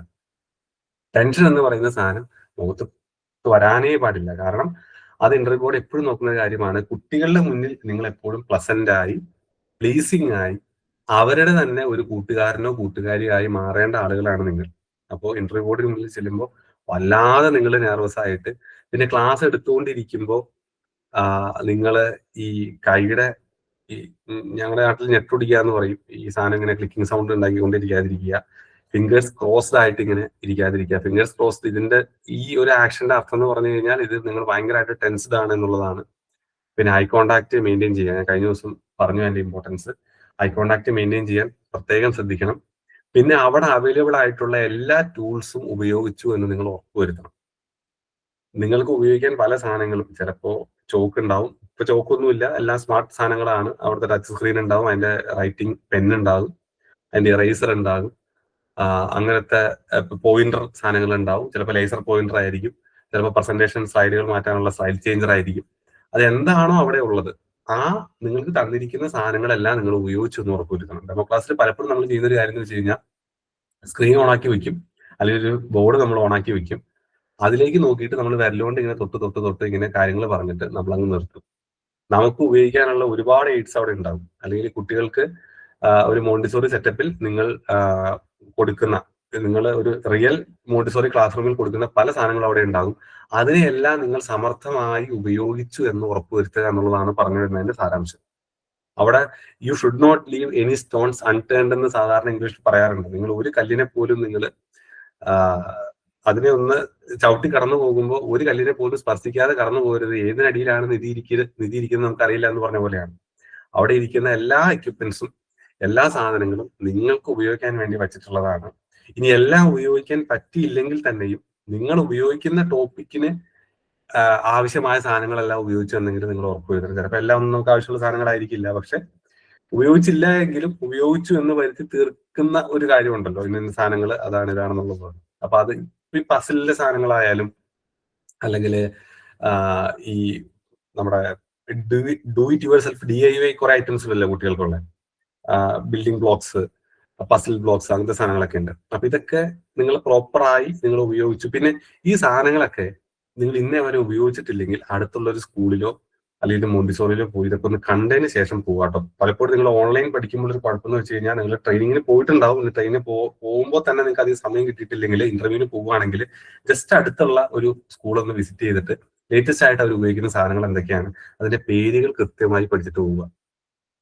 പേരുകൾ പഠിച്ചിട്ട് പോകുക എന്നുള്ളത് വളരെ ഇമ്പോർട്ടന്റ് ആണ്. ചിലപ്പോൾ ഇന്റർവ്യൂ ബോർഡ് ഒരു സാധനം എടുത്ത് വെച്ചിട്ട് എന്താണെന്ന് ചോദിച്ചു കഴിഞ്ഞാൽ അയ്യോ സാർ ഞാനിത് കണ്ടിട്ടില്ല എന്ന് പറഞ്ഞാൽ അവിടെ തീർന്നു. പിന്നെ നിങ്ങൾക്ക് നമ്മുടെ എലവേറ്റർ നേരെ 0യിലേക്ക് വന്നു, അല്ലെങ്കിൽ -1ലേക്ക് വന്നു, പിന്നെ അവിടെ നിന്ന് വേണം വീണ്ടും കെട്ടിപ്പോക്കാൻ. അപ്പൊ അതുകൊണ്ട് ഓരോ സാധനങ്ങളും എന്തൊക്കെയാണ് എന്നുള്ളത്. അതിപ്പോ എനിക്കും പറഞ്ഞു തരാൻ അറിയില്ല. ഞാൻ മോണ്ടിസോറി ട്രെയിനിങ് ചെയ്യാത്തതുകൊണ്ട് എനിക്കറിയില്ല.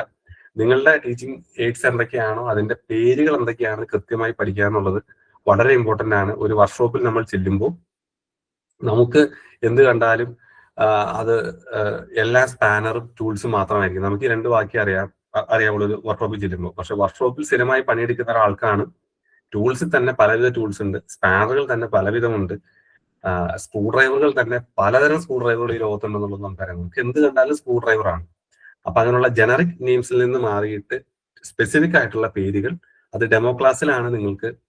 ചിലപ്പോൾ അവർ ഡെമോ ക്ലാസ്സിൽ ഇന്ന എക്യുപ്മെന്റ് ഉപയോഗിച്ച് നിങ്ങളൊന്ന് ചെയ്ത് കാണിക്കാൻ പറയുമ്പോൾ എക്യുപ്മെന്റ് ഏതാണെന്ന് ഐഡന്റിഫൈ ചെയ്യാൻ പറ്റാതെ, അല്ലെങ്കിൽ ഒന്ന് ആലോചിച്ച് നോക്കി, നമ്മളോട് ഒരു ജസ്റ്റ് ഒരു എക്സാമ്പിൾ പറയണതാണ്, അങ്ങനെ ചെയ്യുന്നില്ല. പന്തെടുക്കാൻ പറയുമ്പോൾ നിങ്ങൾ പോയി പേന എടുക്കുന്ന ഒരു അവസ്ഥ നിങ്ങളൊന്ന് ആലോചിച്ച് നോക്കി.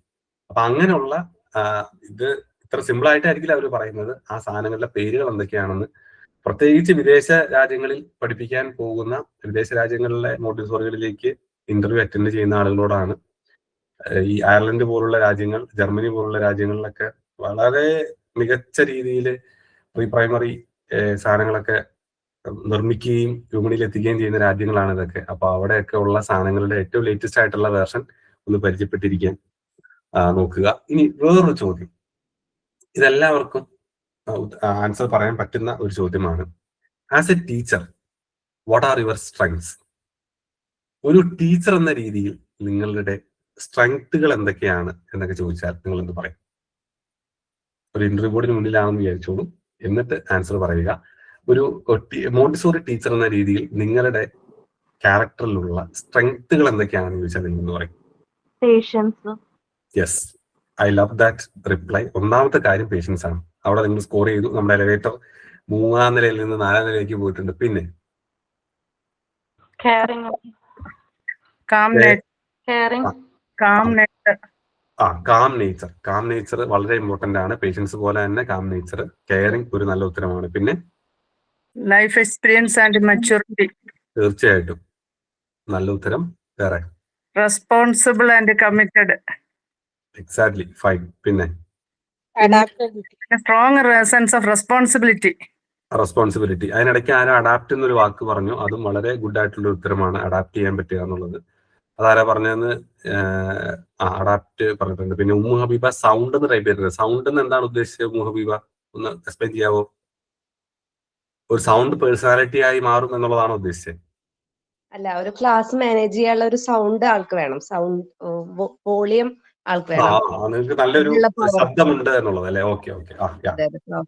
അതായത് കുട്ടികളെ അടക്കി ഇരുത്താനുള്ള, അല്ലെങ്കിൽ ഹാൻഡിൽ ചെയ്യാനുള്ള ഒരു പവർ, അതെ, ഒരു ഡിസിപ്ലിൻ എൻഷുർ ചെയ്യാനുള്ള ഒരു പവർ നിങ്ങളുടെ ശബ്ദത്തിനുണ്ട് എന്നുള്ളത് കറക്റ്റ് ആണ്. പിന്നെ creativity and communication skill. Wonderful, creativity and communication skills. അപ്പൊ ഇതൊക്കെയാണ് ഇതിന്റെ ഉത്തരങ്ങൾ. ഞാൻ പറയേണ്ടതില്ല. ഇതിനെ നിങ്ങളുടെ സ്വഭാവമായിട്ട് നിങ്ങൾക്ക് ആപ്റ്റ് ആവുന്നു എന്ന് തോന്നുന്ന ഏത് കാര്യങ്ങളും, ഇതെല്ലാം പോസിറ്റീവായിട്ടുള്ള വാക്കുകളാണ് നിങ്ങൾ ഉപയോഗിച്ചത്. ആ വാക്കുകളെ ഒന്ന് കറക്റ്റ് ആയിട്ട് അറേഞ്ച് ചെയ്യുക എന്നുള്ളൊരു കൺസെപ്റ്റ് മാത്രം നിങ്ങൾ ചെയ്താൽ മതി. ഇനി അതേപോലെ തന്നെ വേറൊരു കുഴപ്പം പിടിച്ച ചോദ്യമാണ്, സ്ട്രെങ്ത്തിനെ പറ്റി പറയുന്ന പോലെ വാട്ട് ആർ യുവർ വീക്ക്നെസ് എന്ന് ചോദിച്ചാൽ നിങ്ങൾ എന്ത് പറയും? അത് നമ്മളൊന്ന് ആലോചിച്ച് ഉത്തരം പറയേണ്ട കാര്യമാണ്.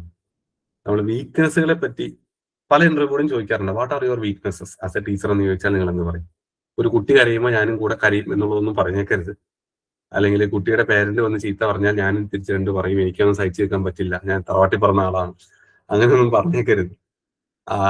എന്തായിരിക്കും നിങ്ങളുടെ വീക്ക്നെസ്സുകളെ പറ്റി ചോദിച്ചാൽ ഞാൻ നിങ്ങൾക്ക് പറയാൻ പറ്റുക? വളരെ ഗോപ്യമായിട്ട്, വളരെ മാന്യമായിട്ട് കുറച്ച് വീക്ക്നെസ്സുകളെ പറ്റി പറയാൻ എന്തായിരിക്കും? ചിലപ്പോ എന്തെങ്കിലും പ്രോഗ്രാമിൽ സ്പോണ്ടേനിയസ് ആയിട്ട് എന്തെങ്കിലും പറയാൻ പറഞ്ഞാൽ ഒന്ന് വിറച്ചു പോകും ചിലപ്പോ. ഓക്കെ, അത് വളരെ നൈസ് ആയിട്ടുള്ള, വളരെ നെഹീവായിട്ടുള്ള ഒരു ആൻസർ ആണ്. പക്ഷെ അത് നമ്മൾ അങ്ങനെ പറയുമ്പോൾ അത് നമ്മൾ അതിന്റെ കൂടെ ചേർക്കേണ്ട ഒരു കാര്യം കൂടിയുണ്ട്. ഞാനതിനെ ഡെവലപ്പ് ചെയ്യാനുള്ള ശ്രമങ്ങൾ നടത്തുന്നുണ്ട് എന്ന് കൂടി പറഞ്ഞാൽ അതിൻ്റെ അകത്തൊരു ഒരു എന്താ പറയുക, ഒരു പോസിറ്റീവ് സ്ഥാനത്തിലേക്ക് കൊണ്ടുവരാൻ പറ്റുള്ളൂ. അത് നമ്മുടെ ശരിയാണ്. ചിലർക്ക് അത് പിന്നെ പറയൂ. വേറെ ആരും കേൾക്കാം, പറഞ്ഞു. ലെസ് എനർജി ലെവല് നമ്മൾ ത്രൂ ഔട്ട് ഒരു ഡേ നമ്മൾ ഒരുപാട് കുട്ടികളെ ഹാൻഡിൽ ചെയ്യാണ്. അപ്പൊ അവർക്ക് നമ്മളിങ്ങനെ പഠിക്കാൻ വലിയൊരു കുട്ടിയാണെങ്കിൽ ഒരു 10th plus 2 ആണെങ്കിൽ അവർക്കറിയാം അവരെന്തിനാവണം ഇവിടെ വന്നിരിക്കുന്നത് എന്നുള്ള ഐഡിയ അവർക്കുണ്ട്. സംബന്ധിച്ചിട്ട് ഒരിക്കലും അങ്ങനെ ഇല്ലല്ലോ. അവര് രാവിലെ വരുന്നു, അവര് ഫസ്റ്റ് ഒരു 10 days ഒരു പക്ഷെ അവർക്ക് ഒരു എക്സൈറ്റ്മെന്റ് ഉണ്ടാവും. ഫസ്റ്റ് ടൈം ആണ്, അവർക്ക് പുതിയ ബാഗ് കിട്ടുന്നു, ബുക്ക് കിട്ടുന്നു, അങ്ങനെ ഒരുപാട് അവർക്കൊരു പുതിയൊരു എക്സ്പീരിയൻസ് ആയിരിക്കും. പക്ഷെ കുറച്ച് ദിവസം കൂടെ കഴിഞ്ഞ് പഠിക്കുക എന്നുള്ള ഒരു ലെവലിൽ എത്തുമ്പോൾ അവർക്കത് കൂടുതൽ ഒരു പക്ഷെ ഫസ്റ്റ് എക്സ്പീരിയൻസ് ആയിട്ട് കുറച്ച് സ്ട്രെസ് ആയിരിക്കും. പക്ഷെ നമുക്ക് ആ ഒരു എനർജി കൊടുക്കാൻ കുട്ടികൾക്ക് പറ്റണം. അതായത് അവർ പഠിക്കുകയല്ല, അവർ കളിക്കുകയാണെന്നുള്ള ഫീൽ ഉണ്ടായിരിക്കണം. അവർക്ക് വീട്ടിൽ കിട്ടുന്ന അതേ ഫ്രീഡം നമ്മൾ കൊടുക്കണം. ഒരു പോസിറ്റീവ് വൈബ് കൊടുക്കുക. ത്രൂ ഔട്ട് ഒരു എനർജി ലെവൽ നമുക്ക് മെയിൻറ്റെയിൻ ചെയ്യാൻ പറ്റണം. അല്ലെങ്കിൽ അത് നമ്മുടെ ഒരു വീക്ക്നെസ് അല്ലേ. നമുക്ക് രാവിലെ ഉണ്ടായിരുന്ന എനർജി വൈകുന്നേരം വരെ കുട്ടികൾക്ക് നമുക്കുണ്ടായിരിക്കണമല്ലോ. എക്സാക്ട്ലി. മാത്രമല്ല ഫിസിക്കലി ടയറിംഗും ആണ്. നമ്മൾ രാവിലെ മുതൽ വൈകുന്നേരം വരെ ഇവരുടെ കാര്യങ്ങൾ നോക്കി നടക്കുമ്പോൾ നമുക്ക് ഉണ്ടാവുന്ന ഒരു ക്ഷീണം കൂടി ഉണ്ടല്ലോ. അതെ, മെയിൻറ്റെയിൻ ചെയ്യാൻ നോക്കുക എന്നുള്ളത് വീക്ക്നെസ് ആയിരിക്കും. അങ്ങനെ അതെ, എനർജി ലെവൽ മെയിൻറ്റെയിൻ ചെയ്യുക. ഇതൊക്കെ വളരെ ആർക്കും ഒരു കുഴപ്പമില്ലാത്ത ഉത്തരങ്ങളാണ്. ഇതൊക്കെ ഇന്റർവ്യൂവോട് സമ്മതിച്ച് തരികയും ചെയ്യുന്ന ഉത്തരങ്ങളാണ്. അതായത് എനർജി ലെവൽ എനിക്ക് രാവിലത്തെ അതേ എനർജി ലെവൽ അത് ആരെക്കൊന്നും പറ്റില്ല. ഈ ക്ലാസ് എടുക്കുന്ന ഞാൻ തന്നെ 1.5 മണിക്കൂർ കണ്ടിന്യൂസ് ആയി നിങ്ങളോട് സംസാരിച്ചിട്ടുണ്ട്. കഴിഞ്ഞിട്ട് ഇത് കഴിയുമ്പോൾ എനിക്കുണ്ടാവുന്ന ഒരു ക്ഷീണമുണ്ട്. അപ്പൊ പിന്നെ രാവിലെ മുതൽ വൈകുന്നേരം വരെ കണ്ടിന്യൂസ് ആയിട്ട് കുട്ടികളോട് സംസാരിക്കുന്ന നിങ്ങളുടെ എനർജിയുടെ കാര്യം തീർച്ചയായിട്ടും പറയാം. അത് നിങ്ങളുടെ വീക്ക്നെസ് ആയിട്ട് തന്നെ നിങ്ങൾക്ക് പറയാം. ഏത് വീക്ക്നെസ് പറഞ്ഞാലും അതിന്റെ കൂടെ തന്നെ പക്ഷെ ഐ വിൽ ട്രൈ ടു, ഇവിടെ ആരോ ടൈപ്പ് ചെയ്തിട്ടുണ്ടായിരുന്നു will try to overcome it എന്നുള്ളത്. അത് അങ്ങനെ ഒരു ത്രെഡ് കൂടി അതിന്റെ കൂടെ കൊടുത്താൽ വളരെ നന്നായിട്ട് നിങ്ങൾക്ക് ആ ഒരു ചോദ്യത്തെ ഓവർകം ചെയ്യാൻ പറ്റും. അപ്പോൾ നിങ്ങൾക്ക് വേണമെന്ന് പറഞ്ഞാലും ചില ടൈമിൽ നമ്മൾ 1-to-1 അറ്റൻഷൻ ചില ടൈമിൽ കിട്ടാതെ പോകുന്ന ഒരു 1-to-1 അറ്റൻഷൻ കിട്ടാതെ പോകുന്നു. അതൊരു നല്ല ഇതാണ്. കാരണം ഒരു 30-40 കുട്ടികളുള്ള ക്ലാസ് ആണെങ്കിൽ ഒരു ടീച്ചർ മാത്രമേ ഉള്ളൂ, നിങ്ങൾക്ക് വേറെ ഹെൽപ്പിന് ആയമാരും ഇല്ലെങ്കിൽ 1-to-1 അറ്റൻഷൻ ഒക്കെ കൊടുക്കാൻ ബുദ്ധിമുട്ടായിരിക്കും. അത് പറയാവുന്ന ഒരു കാര്യമാണ്. അത് മനുഷ്യ സഹജമാണ്. അത് ആരെ കൊണ്ടും പറ്റില്ല. അതിപ്പോ എത്ര വിദഗ്ധനായിട്ടുള്ള ഒരാളാന്ന് പറഞ്ഞാലും, ചൈൽഡ് സൈക്കോളജിസ്റ്റാന്ന് പറഞ്ഞാലും, ചൈൽഡ് മാനേജ്മെന്റ് വിദഗ്ധനാന്ന് പറഞ്ഞാലും അയാളെ കൊണ്ട് പറ്റിക്കൊള്ളുന്നില്ല. അതൊരു നല്ല കാര്യമാണ്. നമ്മൾ കൺസിസ്റ്റന്റ് ആയിരിക്കണം എന്നൊക്കെ പറയുന്നെങ്കിലും ചില ടൈമിൽ നമ്മൾ സ്ട്രിക്റ്റ് ആയി പോകും ഓട്ടോമാറ്റിക്കലി. അതെ. അത് പക്ഷെ ഒരു വീക്ക്നെസ് ആയിട്ട് നമ്മൾ കൂട്ടണ്ട. അത് ആ സിറ്റുവേഷൻ ഡിമാൻഡ് ചെയ്യുന്നത് നമ്മുടെ ആദ്യം പറഞ്ഞ സ്റ്റാർ ടെക്നിക്കിൽ ചിലപ്പോൾ നമുക്ക് ആ സിറ്റുവേഷൻ അങ്ങനെ ഒരു ആക്ഷൻ എടുക്കാൻ നമ്മളെ പ്രേരിപ്പിച്ചെന്ന് വരും. അതൊരു വീക്ക്നെസ് ആയിട്ട് കൂട്ടണ്ട. അതൊരു നല്ല കാര്യം തന്നെയായിട്ട് പറയാം. I will take corrective measures to overcome that എന്ന് ടൈപ്പ് ചെയ്തിട്ടുണ്ട്. അത് കൊള്ളാം. ക്ലാസ് ഹാൻഡ്ലിങ് ചെയ്യുമ്പോൾ നമ്മൾ വോയിസ് സോഫ്റ്റ് ആക്കണമെന്ന് പറഞ്ഞാൽ ചില ടൈമിൽ നമ്മൾ സോഫ്റ്റ് ആക്കാതിരിക്കത്തില്ലേ. ടൈംസില് ചിലപ്പം പിള്ളേരെ ചിലപ്പോ ഓവറായിട്ട് ക്രൈ ആവുക എന്തെങ്കിലും. എനിക്ക് അങ്ങനെ കൊണ്ട് കൊച്ചു പിള്ളേരെ ഞാൻ പഠിപ്പിച്ചിട്ടുണ്ട്. പക്ഷെ എനിക്കിപ്പോ കൊച്ചു പിള്ളേരോട് അത്ര പഠിപ്പിക്കാൻ പറ്റുന്നില്ല. കാരണം ചില ടൈമിൽ നമുക്ക് അവരെ ഹാൻഡിൽ ചെയ്യാൻ ചില സമയം സോഫ്റ്റ് ആവത്തില്ല. ചില സമയം നമുക്കത് പേഷ്യൻസ് അങ്ങോട്ട് ഹാൻഡിൽ ചെയ്യാൻ ചിലപ്പോ ബുദ്ധിമുട്ട് വരും. അങ്ങനെ ആസ് എ ഹ്യൂമൻ ബീങ് നമുക്ക് ഉണ്ടാകുന്ന ഒരു പേഷ്യൻസ് ലെവൽ അല്ലെങ്കിൽ നമ്മുടെ ഒരു ടോളറൻസ് ലെവൽ എന്നൊക്കെ പറയുന്ന സാധനം ഉണ്ടല്ലോ, അത് നമ്മുടെ പ്രായത്തിനനുസരിച്ച്, നമ്മുടെ ചിന്തകൾക്കനുസരിച്ച്, ഈവൻ കാലാവസ്ഥയ്ക്ക് അനുസരിച്ച് പോലും. ഇപ്പൊ നിങ്ങളൊന്ന് ആലോചിച്ച് നോക്കൂ, വളരെ ചൂടുള്ള ഒരു ഷീറ്റ് മേഞ്ഞ ബിൽഡിംഗ് ആണെന്ന് വിചാരിച്ചോളൂ. ഈ ഷീറ്റ് മേഞ്ഞ ബിൽഡിങ്ങിന്റെ അടിയിലാണ് നിങ്ങളുടെ ക്ലാസ് റൂം പ്രവർത്തിക്കുന്നതെങ്കിൽ ഉച്ച നേരത്തൊക്കെ ആർക്കായാലും കുറച്ച് കഴിയുമ്പോൾ നമ്മുടെ ടെമ്പർ പോകും. അതേസമയം ഒരു എയർ കണ്ടീഷന്റെ ക്ലാസ് റൂമിലാണ് നമ്മൾ ആദ്യം പറഞ്ഞ പോലെ എനർജി ലെവലിന്റെ കാര്യം പറഞ്ഞപ്പോഴാണ്. ഇപ്പൊ എയർ കണ്ടീഷന്റെ മോണ്ടിസോറിയൊക്കെയാണ് ഒരു ഹൈടെക് സെറ്റപ്പിലാണ് നമ്മൾ ജോലി ചെയ്യുന്നതെങ്കിൽ നമുക്ക് അത്ര ക്ഷീണമൊന്നും തോന്നില്ല. അപ്പൊ അത് സ്വാഭാവികമാണ്. അത് it depends on the working environment. അത് നിങ്ങൾക്ക് ഇന്റർവ്യൂവിന് മുന്നിൽ നിങ്ങളുടെ ഒരു വീക്ക്നെസ് ആയിട്ട് തീർച്ചയായിട്ടും പറയാവുന്നതാണ്. അപ്പൊ ഇങ്ങനെയുള്ള കാര്യങ്ങൾ ഇപ്പൊ ഏകദേശം നിങ്ങൾക്ക് ഒരു ധാരണ കിട്ടിയല്ലോ. നിങ്ങളുടെ പോസിറ്റീവ്സ് എങ്ങനെ അവതരിപ്പിക്കണം. ജോലി പറഞ്ഞു.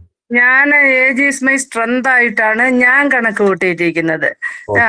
എന്റെ ഏജ് എന്ന് പറയുന്നത് മറ്റുള്ളവരെ അത് എന്റെ ഏജും അതുപോലെ വർക്ക് എക്സ്പീരിയൻസ് അതുപോലെ തന്നെ ലൈഫ് എക്സ്പീരിയൻസ് ഇതൊക്കെ കുട്ടികൾക്ക് അത് പ്രയോജനപ്പെടുന്നതായിട്ട്. പക്ഷെ പലരും അത് ഒരു വീക്ക്നെസ് ആയിട്ട് കാണുന്നവരുണ്ട്.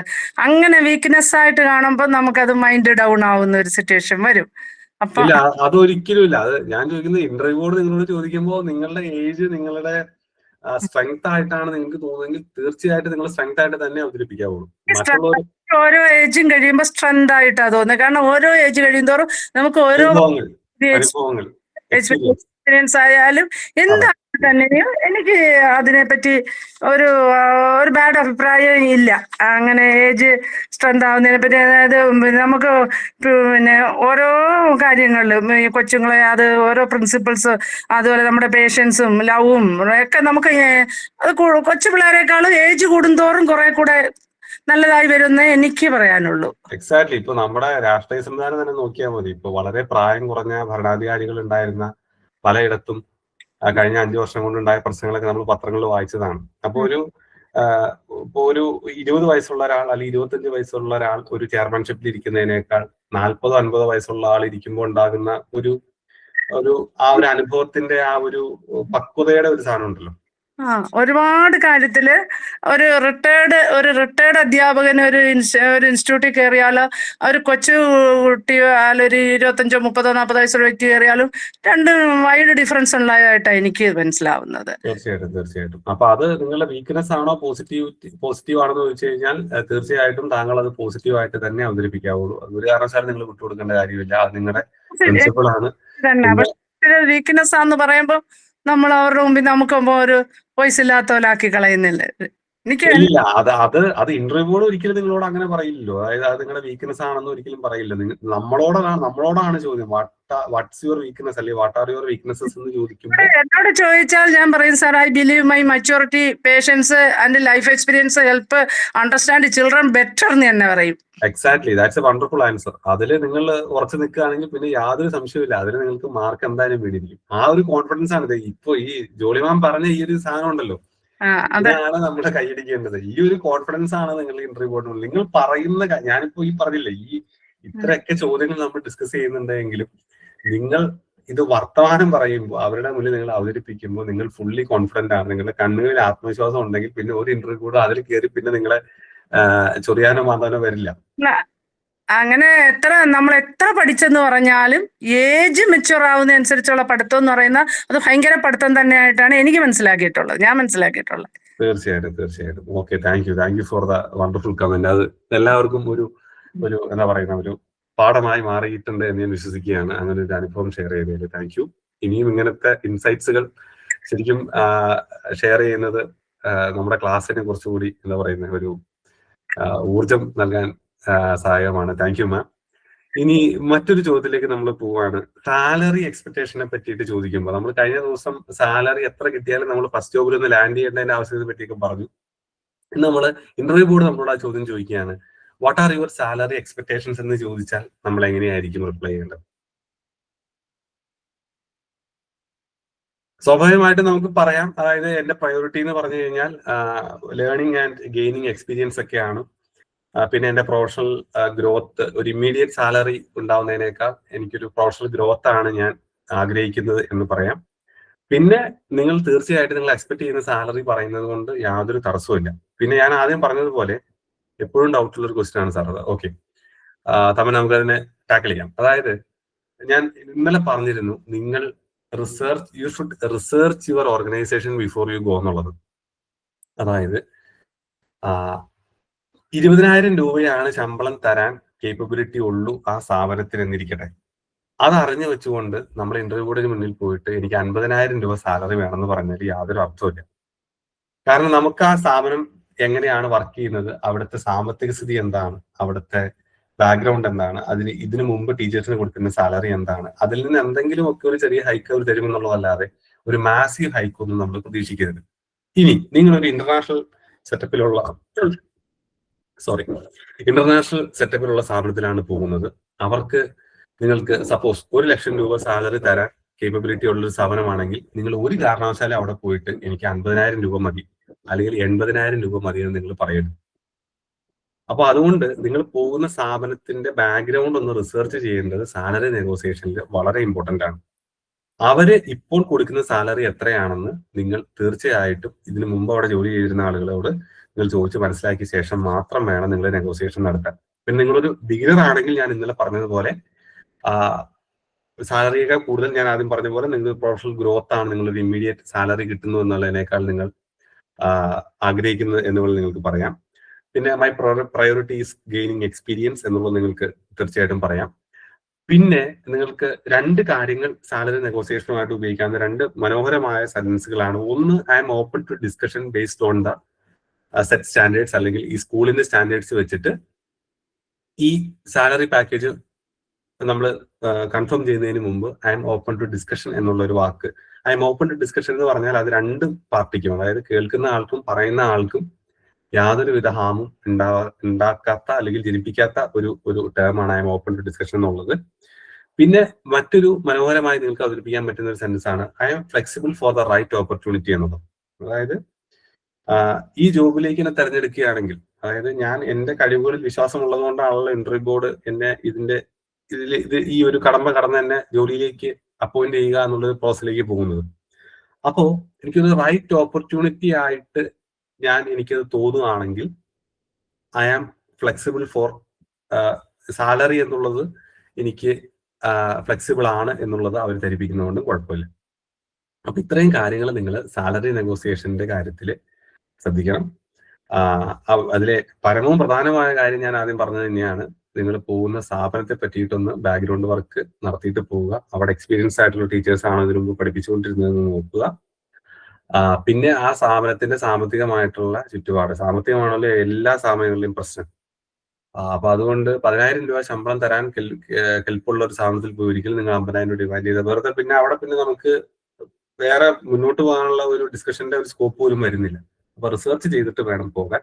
പിന്നെ I M open to discussion, I am flexible for the right opportunity പോലുള്ള വളരെ മാന്യമായിട്ട് ഒരു ജെന്റിൽമാൻ ടോക്കിന് നിങ്ങൾ തയ്യാറാണ്, ഡിസ്കഷന് നെഗോസിയേഷന് തയ്യാറാണ് എന്നുള്ള കാര്യം ഭംഗിയായി അവതരിപ്പിക്കുക. ഈ 2 ഫ്രേസുകൾ നിങ്ങൾക്ക് ഉപയോഗിക്കാവുന്ന ഫ്രേസ് ആണ്. അതുകൊണ്ട് അത് ഒന്ന് പഠിച്ചു വെച്ചാൽ, അല്ലെങ്കിൽ എവിടെ നോട്ട് ചെയ്ത് വെച്ചാൽ നിങ്ങൾക്കൊരു ഇന്റർവ്യൂ ബോർഡിന് മുന്നിൽ വളരെ അടിപൊളിയായിട്ട് നിങ്ങൾക്ക് അത് ആൻസർ ചെയ്യാൻ പറ്റും. പിന്നെ സാധാരണ അവർ അവസാനം ചോദിക്കുന്ന ഒരു ചോദ്യമാണ്, നിങ്ങൾക്ക് എന്തെങ്കിലും ഞങ്ങളോട് ചോദിക്കാനുണ്ടോ? എല്ലാവരും ചോദിച്ചോളന്നില്ല. ചിലപ്പോൾ നമ്മളൊരു എല്ലാ ചോദ്യങ്ങൾക്കും നമ്മൾ ഉത്തരം പറയുന്നു, അല്ലെങ്കിൽ നമ്മൾ അവർക്ക് വേണ്ട ഒരാളാണ്, അല്ലെങ്കിൽ നിങ്ങൾ സെലക്ട് ചെയ്യപ്പെടാൻ ചാൻസ് ഉള്ള ഒരാളാണ് എന്നൊക്കെ തോന്നുകയാണെങ്കിൽ അവര് ചിലപ്പോൾ ചോദിക്കാറുണ്ട്, do you have any questions for us എന്നുള്ളത്, നിങ്ങൾക്ക് എന്തെങ്കിലും ഞങ്ങളോട് ചോദിക്കാനുണ്ടോ എന്നുള്ളത് അവർ ചോദിക്കാറുണ്ട്. അപ്പൊ അങ്ങനെയാണെങ്കിൽ അവിടെ എല്ലാം ചോദിക്കേണ്ടത്, സാറേ ഞാൻ ഒരു അരമണിക്കൂർ വൈകി വന്നാൽ കുഴപ്പമുണ്ടോ എന്നുള്ള ചോദ്യങ്ങളല്ല ചോദിക്കേണ്ടത്, അല്ലെങ്കിൽ ഞാൻ വൈകിട്ട് ഒരു അരമണിക്കൂർ നേരത്തെ പൊക്കോട്ടെ എന്നുള്ള കാര്യങ്ങളല്ല നിങ്ങൾ ചോദിക്കേണ്ടത്. പലരും അതൊരു അപകടത്തിൽപ്പെടുന്ന കെണിയിൽപ്പെടുന്ന ഒരവസ്ഥയാണ്. എന്തെങ്കിലും ഇങ്ങോട്ട് ചോദിക്കാനുണ്ടെന്ന് പറയുമ്പോൾ പറയും, സാറേ ഹസ്ബൻഡ് ജോലി കഴിഞ്ഞ് വണ്ടിയുമായി വരുമ്പോൾ ആ കൂടെ എനിക്ക് പോകാറുണ്ട്, അതുകൊണ്ട് അച്ഛൻ നേരത്തെ ഇറങ്ങുന്നുണ്ട്, സാറിന് കുഴപ്പമുണ്ടോ എന്നല്ല അവിടെ ചോദിക്കേണ്ടത്. അവിടെ നിങ്ങൾ ചോദിക്കേണ്ടത്, അത് പലർക്കും കെണി വെച്ചു, അതായത് ഇത്രയും നിങ്ങൾ ടാക്കിൾ ചെയ്തെങ്കിൽ ഈ ഒരു ചോദ്യത്തിൽ നിങ്ങൾ വീഴുമോ എന്നുള്ളത് അറിയാൻ വേണ്ടിയിട്ടാണ് ഇന്റർവ്യൂ ബോർഡ് ആ ചോദ്യം ചോദിക്കുന്നത്. നിങ്ങൾ സെലക്ട് ചെയ്യപ്പെടാൻ സാധ്യതയുണ്ട് എന്നുള്ള ഒരു അവസരത്തിലാണ് അവർ ചോദിക്കുന്നത്, നിങ്ങൾക്ക് ഞങ്ങളോട് എന്തെങ്കിലും ചോദിക്കാനുണ്ടോ? അപ്പൊ നിങ്ങൾ ചോദിക്കേണ്ട കാര്യം ഇതൊന്നുമല്ല നിങ്ങൾ ചോദിക്കേണ്ടത്. ഒരു പോസിറ്റീവ് ആയിട്ടുള്ള നോട്ടേ നിങ്ങൾ അവിടെ നിങ്ങളുടെ തുറപ്പ് ചീട്ടായിട്ട് നിങ്ങൾ ഇറക്കാവുള്ളൂ. ഒരുപാട് കാര്യങ്ങൾ നിങ്ങൾക്ക് ചോദിക്കാനുണ്ടാവും. നിങ്ങൾക്ക് ഇവിടുത്തെ ക്ലാസ് റൂമും സ്ട്രക്ചറും എങ്ങനെയാണ്, അല്ലെങ്കിൽ ഒരു കാരണവശാലും സ്കൂളിന്റെ വർക്കിംഗ് ഡേ എപ്പോ വരെയാണ്, ഞായറാഴ്ചകളിൽ വരേണ്ടി വരുമോ, സെക്കൻഡ് സാറ്റർഡേ എനിക്ക് അവധിയാണോ, അവധി ദിവസങ്ങളിൽ എനിക്ക് ഓഫീസിൽ നിന്ന് കോഡ് വരുമോ, അങ്ങനെയുള്ള കാര്യങ്ങളൊന്നും അല്ല നിങ്ങൾ ചോദിക്കേണ്ടത്. ഇവിടുത്തെ ടീച്ചർ എന്നുള്ള രീതിയിൽ ടീച്ചേഴ്സ് ട്രെയിനിങ് നിങ്ങൾ കൊടുക്കാറുണ്ടോ, അങ്ങനെ അതായത് നിങ്ങളുടെ പ്രൊഫഷനുമായി ബന്ധപ്പെട്ട ഒരു എക്സാമ്പിൾ പറഞ്ഞാണ്, ടീച്ചർ ട്രെയിനിങ് എന്ന് പറയുന്ന ഒരു കാര്യം ഇവിടെ നടക്കാറുണ്ടോ. പിന്നെ ഈ സ്കൂളിൽ ഞാൻ ടീച്ചറായി നിന്ന് കഴിഞ്ഞാൽ എനിക്കുണ്ടാവുന്ന ഗ്രോത്ത് ഓപ്പർച്യൂണിറ്റീസ് എന്തൊക്കെയാണെന്ന് ജസ്റ്റ് ഒന്ന് അറിഞ്ഞാൽ കൊള്ളാവുന്നുണ്ട്. അല്ലെങ്കിൽ ഇവിടുത്തെ ക്ലാസ് റൂം സ്ട്രക്ചറും അതിന് ഈ മാനേജ്മെന്റ് കൊടുക്കുന്ന സപ്പോർട്ടും, അല്ലെങ്കിൽ പുതിയ സാധനങ്ങൾ പർച്ചേസ് ചെയ്യാൻ എല്ലാ വർഷവും നിങ്ങൾ ശ്രമിക്കാറുണ്ടോ. അങ്ങനെയുള്ള 2 പാർട്ടിക്കും വലിയ കുഴപ്പങ്ങളില്ലാത്ത അത് നിങ്ങളുടെ ഒരു നെഗോസിയേഷൻ സ്കില്ലിനെ അവരൊന്ന് അളക്കാൻ വേണ്ടിയിട്ടാണ് ആ കാര്യങ്ങൾ ചോദിക്കുന്നത്. അങ്ങനെ ഒരു സിറ്റുവേഷൻ അവർ മനഃപൂർവ്വം ക്രിയേറ്റ് ചെയ്യുന്നതാണ്. അപ്പൊ അങ്ങനെ ഒരു 2 പാർട്ടിക്കും വലിയ കുഴപ്പങ്ങളില്ലാതെ സംസാരിക്കാൻ പറ്റുന്ന രീതിയിലായിരിക്കണം. അല്ലാതെ ഒരു കാരണവശാലും ഞാൻ ക്യാഷ് ലീവോ എനിക്ക് മാസത്തിൽ ഒരെണ്ണേ ഉള്ളൂ, രണ്ടാമത്തെ ക്യാഷ് ലീവ് എടുത്താൽ ഞാൻ ശമ്പളം പോവോ, പിന്നെ അത് ഞാൻ മെഡിക്കൽ സർട്ടിഫിക്കറ്റ് ഹാജരാക്കേണ്ടി വരുമോ സാർ, ഇങ്ങനെയുള്ള ചോദ്യങ്ങളൊന്നും ചോദിക്കാതിരിക്കുക. അതൊക്കെ നമുക്ക് പിന്നീട് അവിടെ ജോലിക്ക് കയറിയിട്ടാണല്ലോ ലീവ് എടുക്കുന്നതിനെ പറ്റി നമുക്ക് ആലോചിക്കേണ്ട കാര്യമുള്ളൂ. ജോലി കിട്ടിയില്ലെങ്കിൽ പിന്നെ ലീവോ മെഡിക്കൽ സർട്ടിഫിക്കറ്റിന്റെ ആവശ്യമൊന്നും വരുന്നില്ല. അപ്പൊ അതുകൊണ്ട് ആ ഒരു ചോദ്യത്തിന് നിങ്ങൾ ഒരു കെണിയിൽ നിങ്ങൾ പെടാതെ സൂക്ഷിക്കുക. എന്തെങ്കിലും ചോദ്യങ്ങൾ ഉണ്ടോ എന്ന് ചോദിക്കുമ്പോൾ നിങ്ങളുടെ പ്യുവർലി പ്രൊഫഷണൽ ആയിട്ട് അതിനെ ഒരു പോസിറ്റീവ് നോട്ടിൽ എൻഡ് ചെയ്യുന്ന രീതിയിൽ മാത്രം അത്തരം ചോദ്യങ്ങൾക്ക് നിങ്ങൾ ഉത്തരം പറയുക. പിന്നെ ഈ പേരൻസുമായിട്ടുള്ള അത് ഒരു വിശാലമായ മേഖലയാണ്. ഈ ചിലപ്പോൾ നിങ്ങളോട് ചോദിക്കാം how do U communicate with parents regularly എന്നുള്ളത്. അത് ഇപ്പൊ അധികവും ടെക്നോളജി ഉപയോഗിച്ച് വാട്സാപ്പ് ഗ്രൂപ്പുകളിലൂടെ ആയിരിക്കും നമ്മൾ സാധാരണ, അല്ലെങ്കിൽ അതുപോലത്തെ ചില സ്കൂളുകൾക്ക് ഡെഡിക്കേറ്റഡ് ആയിട്ടുള്ള ആപ്പും പ്ലാറ്റ്ഫോമുകളും ഉണ്ടാവും. അപ്പൊ പേരന്റ് ടീച്ചർ കമ്മ്യൂണിക്കേഷൻ എങ്ങനെയാണ് എഫക്റ്റീവായി ഇപ്പോ ഈ മോഡേൺ സൊസൈറ്റിയിൽ നടക്കുന്നത് എന്നുള്ളതിനെ പറ്റിയിട്ടുള്ള ഒരു ധാരണ വേണം. ഇപ്പൊ ഒരു കുട്ടി ക്ലാസ്സിൽ വന്നില്ലെങ്കിൽ നമ്മുടെ പേരൻസിന്റെ ഫോണിലേക്ക് മെസ്സേജ് ഒക്കെ പോകുന്ന സംവിധാനങ്ങൾ ഒട്ടേറെ സ്കൂളുകളിലുണ്ട്, അല്ലെങ്കിൽ ഇമെയിൽ പോകുന്ന സംവിധാനമുണ്ട്. പിന്നെ ക്ലാസ് നേരത്തെ ഡിസ്പേഴ്സ് ചെയ്യുന്നു, അല്ലെങ്കിൽ സ്കൂൾ നേരത്തെ വിടുന്ന ഒരു സാഹചര്യം ഉണ്ടായാൽ കൃത്യമായിട്ട് പേരൻസിന് കമ്മ്യൂണിക്കേഷൻ പോകുന്ന ഒരു സംവിധാനമുണ്ട്.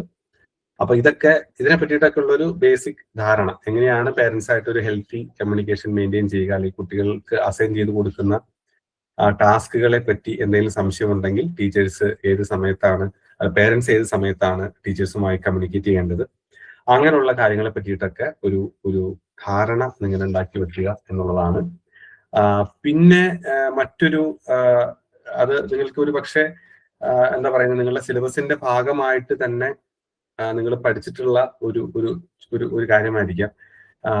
ഈ മോണ്ടിസോറി എന്ന് പറഞ്ഞു കഴിഞ്ഞാൽ അത് ഫുള്ളി നമ്മൾ തിയറി ബേസ്ഡ് ആയിട്ടുള്ള ഒരു സാധനമല്ല എന്ന് നിങ്ങൾക്ക് തന്നെ അറിയാം. അതിൽ കുറെ കളിയുടെ എലമെന്റ്സ് വരുന്നുണ്ട് കുട്ടികളുമായിട്ട്. അപ്പൊ ഒരു അക്കാഡമിക്സ് പ്ലസ് പ്ലേ എന്ന് പറഞ്ഞിട്ടൊരു അവസ്ഥയിലാണ് എല്ലാ മോണ്ടിസോറികളും നമ്മുടെ നാട്ടിൽ റൺ ചെയ്തുകൊണ്ടിരിക്കുന്നത്. അപ്പൊ ഈ അക്കാഡമിക്സിനെയും ഈ പ്ലേയെയും, അല്ലെങ്കിൽ ഈ കുട്ടികൾ കളിക്കാൻ എടുക്കുന്ന ആ ഒരു സമയത്തെയും നിങ്ങൾ ക്ലാസ് പഠിപ്പിക്കുന്ന സമയത്തെയും എങ്ങനെയാണ് കറക്റ്റ് ആയിട്ട് ബാലൻസ് ചെയ്തുകൊണ്ട് പോവുക, അത് നിങ്ങളുടെ ഒരു സിലബസിൽ ബേസ് ചെയ്തുകൊണ്ടുള്ള ഒരു ചോദ്യമാണ്. നിങ്ങൾ സിലബസ് നിങ്ങൾ പഠിച്ചിട്ടുണ്ടാവും. അതായത് ലേണിംഗിലേക്ക് നിങ്ങൾ എങ്ങനെയാണ് ആക്ടിവിറ്റീസിനെ ഇന്റഗ്രേറ്റ് ചെയ്യുക എന്നുള്ളത്. അപ്പൊ എന്തൊരു ആക്ടിവിറ്റി നിങ്ങൾ സജസ്റ്റ് ചെയ്താലും അതിൽ നിങ്ങളുടെ അക്കാഡമിക്സ് ആയിട്ട് സിലബസ് ആയിട്ട് ഇന്റഗ്രേറ്റ് ചെയ്യാനുള്ള ഒരു ഫാക്ടർ അതിൽ ഉണ്ടാകണം. അതിപ്പോ ഓൾറെഡി എക്സിസ്റ്റിംഗ് ആയിട്ടുള്ള ഒരു കളിയാണെങ്കിലും അവിടെ, അല്ലെങ്കിൽ നിങ്ങൾ പുതിയതായിട്ട് ഡിസൈൻ ചെയ്തെടുക്കുന്ന ഒരു ടാസ്കോ ഒരു ഗെയിമോ എന്തെങ്കിലും ആണെങ്കിലും, എന്ത് തന്നെ ചെയ്താലും അത് നിങ്ങളുടെ ആ സ്ഥാപനത്തിന്റെ കോർ അക്കാഡമിക് മൂല്യങ്ങളുമായിട്ട് ഇന്റഗ്രേറ്റ് ചെയ്യാൻ പാകത്തിനുള്ള സാധനങ്ങളാണ് നിങ്ങൾ ഡിസൈൻ ചെയ്യുന്നത് എന്ന് നിങ്ങൾ ഉറപ്പുവരുത്തണം. അതുമായി ബന്ധപ്പെട്ട ചോദ്യങ്ങളും നിങ്ങൾക്ക് ഇന്റർവ്യൂവിൽ പ്രതീക്ഷിക്കാമെന്നാണ് ഞാൻ പറഞ്ഞു വന്നത്. അതായത് പറഞ്ഞതിന്റെ ഒരു ഐഡിയ നിങ്ങൾക്ക് മനസ്സിലായിട്ടുണ്ടാവും. ഒരു സ്കൂളിൽ ഫോളോ ചെയ്യുന്ന രീതികളായിരിക്കില്ല മറ്റൊരു സ്കൂളിൽ ഫോളോ ചെയ്യുന്നത്. അപ്പൊ if you are introducing something new, that should align with the motives, or that should be in harmony with the motives of the school എന്നാണ് ഞാൻ ഉദ്ദേശിച്ചത്.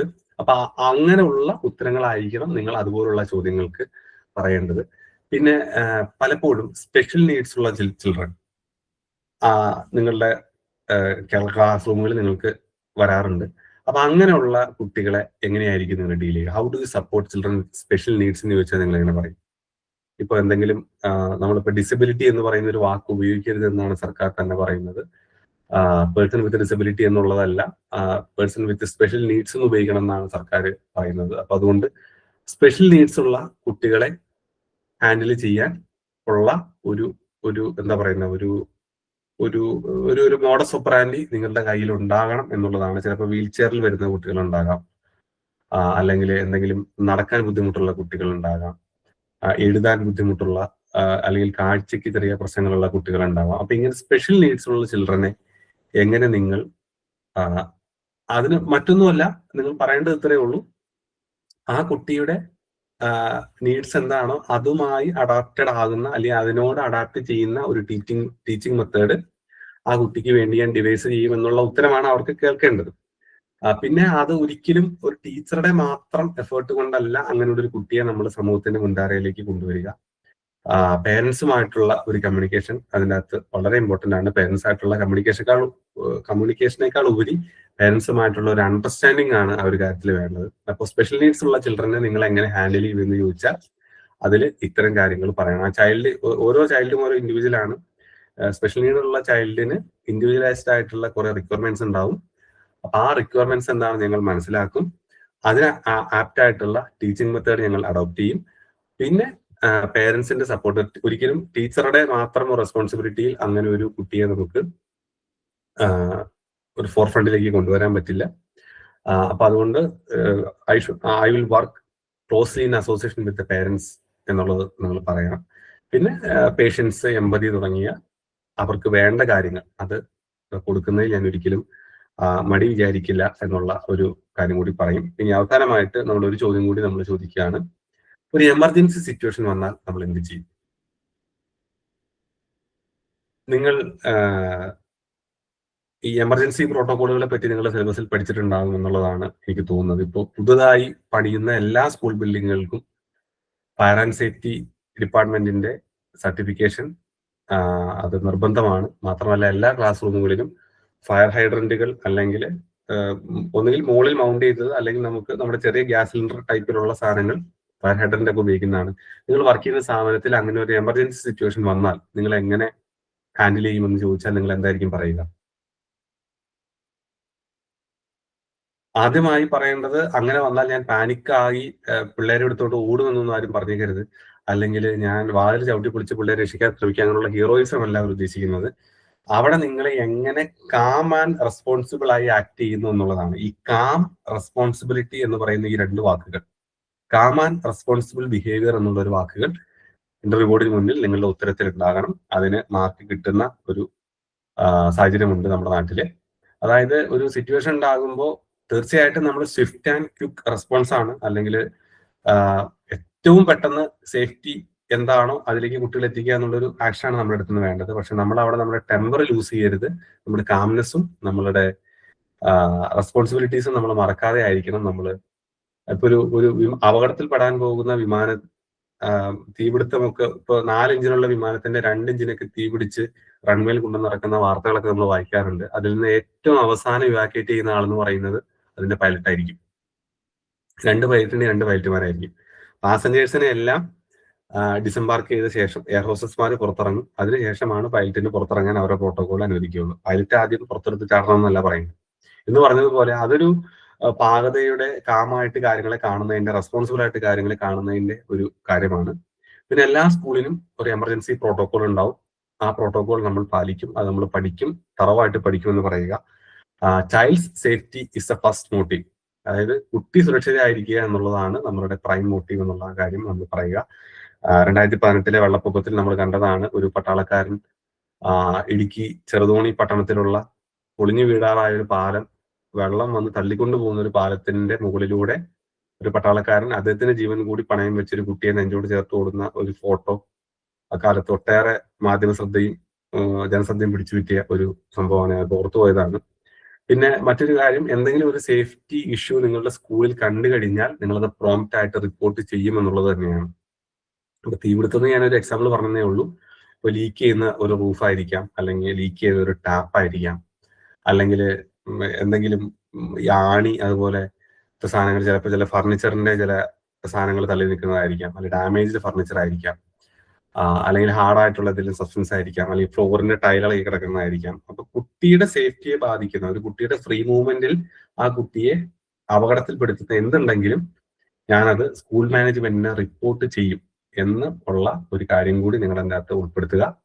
അപ്പൊ ഇതും നിങ്ങൾക്ക് പ്രതീക്ഷിക്കാവുന്ന ഒരു ചോദ്യമാണ്. എമർജൻസി സിറ്റുവേഷൻ അതിപ്പോ ഏതൊരു ജോബിന്റെ ഭാഗമായിട്ടും ഇപ്പൊ മോക്ക് ഡ്രില്ലുകൾ നടത്താറുണ്ട്. ഇപ്പൊ സർക്കാർ ഓഫീസുകളിലാണെങ്കിൽ തന്നെയും സർക്കാർ സേഫ്റ്റി അവയർനെസ് ഡേയുടെ ഭാഗമായിട്ട്, നാഷണൽ സേഫ്റ്റി അവയർനെസ് ഡേയുടെ ഭാഗമായിട്ട് 3 ബെല്ലുകൾ മുഴക്കും ആ സേഫ്റ്റി അവയർനെസ് ഡേയുടെ അന്ന്. അപ്പൊ അതിന് നമ്മൾ ഇതൊക്കെ എവിടെയും എപ്പോഴും സംഭവിക്കുന്ന കാര്യമാണ്.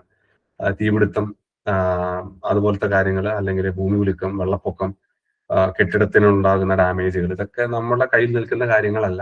അപ്പൊ അങ്ങനെ ഉണ്ടായി കഴിഞ്ഞാൽ നിങ്ങൾ എങ്ങനെ റെസ്പോണ്ട് ചെയ്യുമെന്നറിയാൻ വേണ്ടിയിട്ടാണ്. അപ്പൊ ഞാൻ ഈ പറഞ്ഞ ചോദ്യങ്ങളൊക്കെ നിങ്ങൾക്ക് തീർച്ചയായിട്ടും ഈ പറഞ്ഞ പോയിന്റ്സ് ഒക്കെ നിങ്ങളുടെ ഉത്തരങ്ങളിൽ ഉൾപ്പെടുത്താവുന്നതാണ്. പിന്നെ വേറൊരു കാര്യം എനിക്ക് അവസാനമായിട്ട് പറയാനുള്ളത്, നമ്മൾ അപ്ഡേറ്റഡ് ആയിരിക്കുക എന്നുള്ളതാണ്. എന്തൊരു ജോലിക്ക് പോയാലും, അതിപ്പോ മോണ്ടിസോറി ടീച്ചർ ട്രെയിനിങ് എന്നല്ല, എന്ത് പരിപാടിക്ക് നമ്മൾ ഇറങ്ങി തിരിച്ചാലും നമ്മളായിരിക്കുന്ന ഫീൽഡിൽ നമ്മൾ അപ്ഡേറ്റഡ് ആയിരിക്കുക എന്നുള്ളതാണ്. ഒരു ഉദാഹരണം പറഞ്ഞാൽ, നമ്മുടെ നാട്ടിൽ ഒരുപാട് ബൈക്കും സ്കൂട്ടറുകളും നന്നാക്കുന്ന വർക്ക്ഷോപ്പുകളുണ്ട്. ഈ 2019 ഏപ്രിൽ 1 മുതൽ ഇറങ്ങിയിരിക്കുന്ന വാഹനങ്ങളെല്ലാം, സ്കൂട്ടർ ആയാലും ബൈക്ക് ആയാലും ഇരുചക്ര വാഹനങ്ങളെല്ലാം അത് സെൻസർ ബേസ്ഡ് ആണ്, അല്ലെങ്കിൽ അതിനൊരു മിനി കമ്പ്യൂട്ടർ ആണ് ഈ വാഹനങ്ങളെ നിയന്ത്രിക്കുന്നത്. നിങ്ങൾ പലരും സ്കൂട്ടർ ഓടിക്കുന്ന ആളുകളുണ്ടാവും. ഈ 2019 ശേഷമുള്ള ഹോണ്ട ആക്റ്റീവ, GVS ജൂപ്പിറ്റർ ഒക്കെ മേടിച്ച ആളുകൾക്ക് അറിയാം, അതൊരു സാധാരണ വർക്ക്ഷോപ്പിൽ കൊണ്ടുപോയി കഴിഞ്ഞാൽ അതിന്റെ ബേസിക് പണികളല്ലാതെ വലിയ വലിയ പണികൾ ചെയ്യാൻ നമ്മുടെ നാട്ടിലെ സാധാരണ വർക്ക്ഷോപ്പുകാർക്ക് അറിയില്ല. അറിയില്ലാത്തതിന്റെ കാരണം അതിന് സ്പെഷ്യൽ ആയിട്ടുള്ള ടൂള് വേണം. കാറുകളൊക്കെ 2005 സമയം മുതലേ ഈ ഒരു സിസ്റ്റത്തിലേക്ക് മാറിയ കാരണം ഈ 10-25 വർഷം കൊണ്ട് അല്ലെങ്കിൽ 20 വർഷം കൊണ്ട് മിക്കവാറും എല്ലാ വർക്ക്ഷോപ്പുകളിലും ഈ സ്കാനിങ് ആൻഡ് ഡയഗ്നോസ്റ്റിക് ടൂളുകൾ വന്നിട്ടുണ്ട്. അപ്പോൾ കാറുകൾ നമ്മൾ ഏത് വർക്ക്ഷോപ്പിൽ കൊണ്ടുപോയാൽ, ചെറിയ വർക്ക്ഷോപ്പിൽ കൊണ്ടുപോയാലും അവർക്കത് സ്കാൻ ചെയ്ത് കണ്ടുപിടിക്കാനുള്ള എക്യുപ്മെന്റ്സ് ഉണ്ട്. ഈ 2 വീലറുകളിലേക്ക് ഈ പറയുന്ന കമ്പ്യൂട്ടിംഗ് പവർ ഉപയോഗിച്ച് വർക്ക് ചെയ്യുന്ന 2 വീലറുകൾ വന്നിട്ട് അധികം നാളാവാത്ത കാരണം ഈ നാട്ടിലെ സാധാരണ വർക്ക്ഷോപ്പുകാർക്ക് ബുദ്ധിമുട്ടുണ്ട്. അവർ പഴയ രീതിയിൽ മാനുവലായിട്ട് എല്ലാം കേബിളുകളും വയറുകളും മാനുവലി, ഒരു കേബിളിലെ ഒരറ്റം ഇവിടെയാണെങ്കിൽ അടുത്ത അറ്റം അവിടെ പിടിപ്പിച്ചിട്ട് അത് തിരിക്കുമ്പോൾ വണ്ടിക്ക് സ്പീഡ് കൂടുന്ന സംവിധാനം മാത്രമേ അവർ പഠിച്ചിട്ടുള്ളൂ. ഞാൻ ഈ വണ്ടിയുമായി ബന്ധപ്പെട്ട, വാഹനവുമായി ബന്ധപ്പെട്ട മേഖല എനിക്ക് ഇഷ്ടമായതുകൊണ്ട് ഞാൻ പലപ്പോഴും സർവീസിലൊക്കെ ചെല്ലുമ്പോൾ പല വർക്ക്ഷോപ്പുകാരോട് ഞാൻ സംസാരിക്കുമ്പോൾ അവർ പറയുന്ന ഒരു കാര്യമുണ്ട്, ഞങ്ങളൊക്കെ ഫിൽ ഔട്ട് ആയി പോകാൻ അധികം സമയം വേണ്ട. അപ്പൊ ഞാൻ ചോദിക്കും, നിങ്ങൾക്ക് ഇത് അപ്ഡേറ്റ് ചെയ്തുകൂടെ? പക്ഷെ ഇവരിത് പഠിക്കാൻ തയ്യാറല്ല. കാരണം ഇവര് പ്രൊഫഷണലി ഇത് പഠിച്ച ആളുകളല്ല. പണ്ടെങ്ങോ ഏതോ വർക്ക്ഷോപ്പിൽ ഏതോ ഒരു ആശാന്റെ കീഴിൽ പോയി നിന്ന് പഠിച്ചതിന് ശേഷം ഒരു വർക്ക്ഷോപ്പ് സ്വന്തമായി തുടങ്ങി അങ്ങനെ ചെയ്ത് പഠിച്ച ആളുകളാണ്. അപ്പൊ പുതുതായിട്ടുള്ള കമ്പ്യൂട്ടേഷണൽ ടെക്നോളജികൾ വരുമ്പോൾ അത് അപ്ഡേറ്റ് ആകാൻ ഇവർക്ക് പറ്റുന്നില്ല. നമ്മുടെ നാട്ടില് നന്നായി ആശാരിപ്പണി ചെയ്യുന്ന ആളുകളുണ്ട്. അതായത് പണ്ട് ഉളിയും ചിറ്റികൊക്കെ ഉപയോഗിച്ച് വളരെ കൃത്യമായിട്ട് ഡോറുകളൊക്കെ പണിതിരുന്ന, മനോഹരമായ മേശകളും കസേരകളും കട്ടിലുകളൊക്കെ പണിതിരുന്ന ആശാരിമാരുണ്ട്. പക്ഷെ ഇപ്പൊ അവരിൽ പലരും പണിയില്ലാതെ വീട്ടിലിരിക്കുന്ന ഒരു അവസ്ഥയുണ്ട്.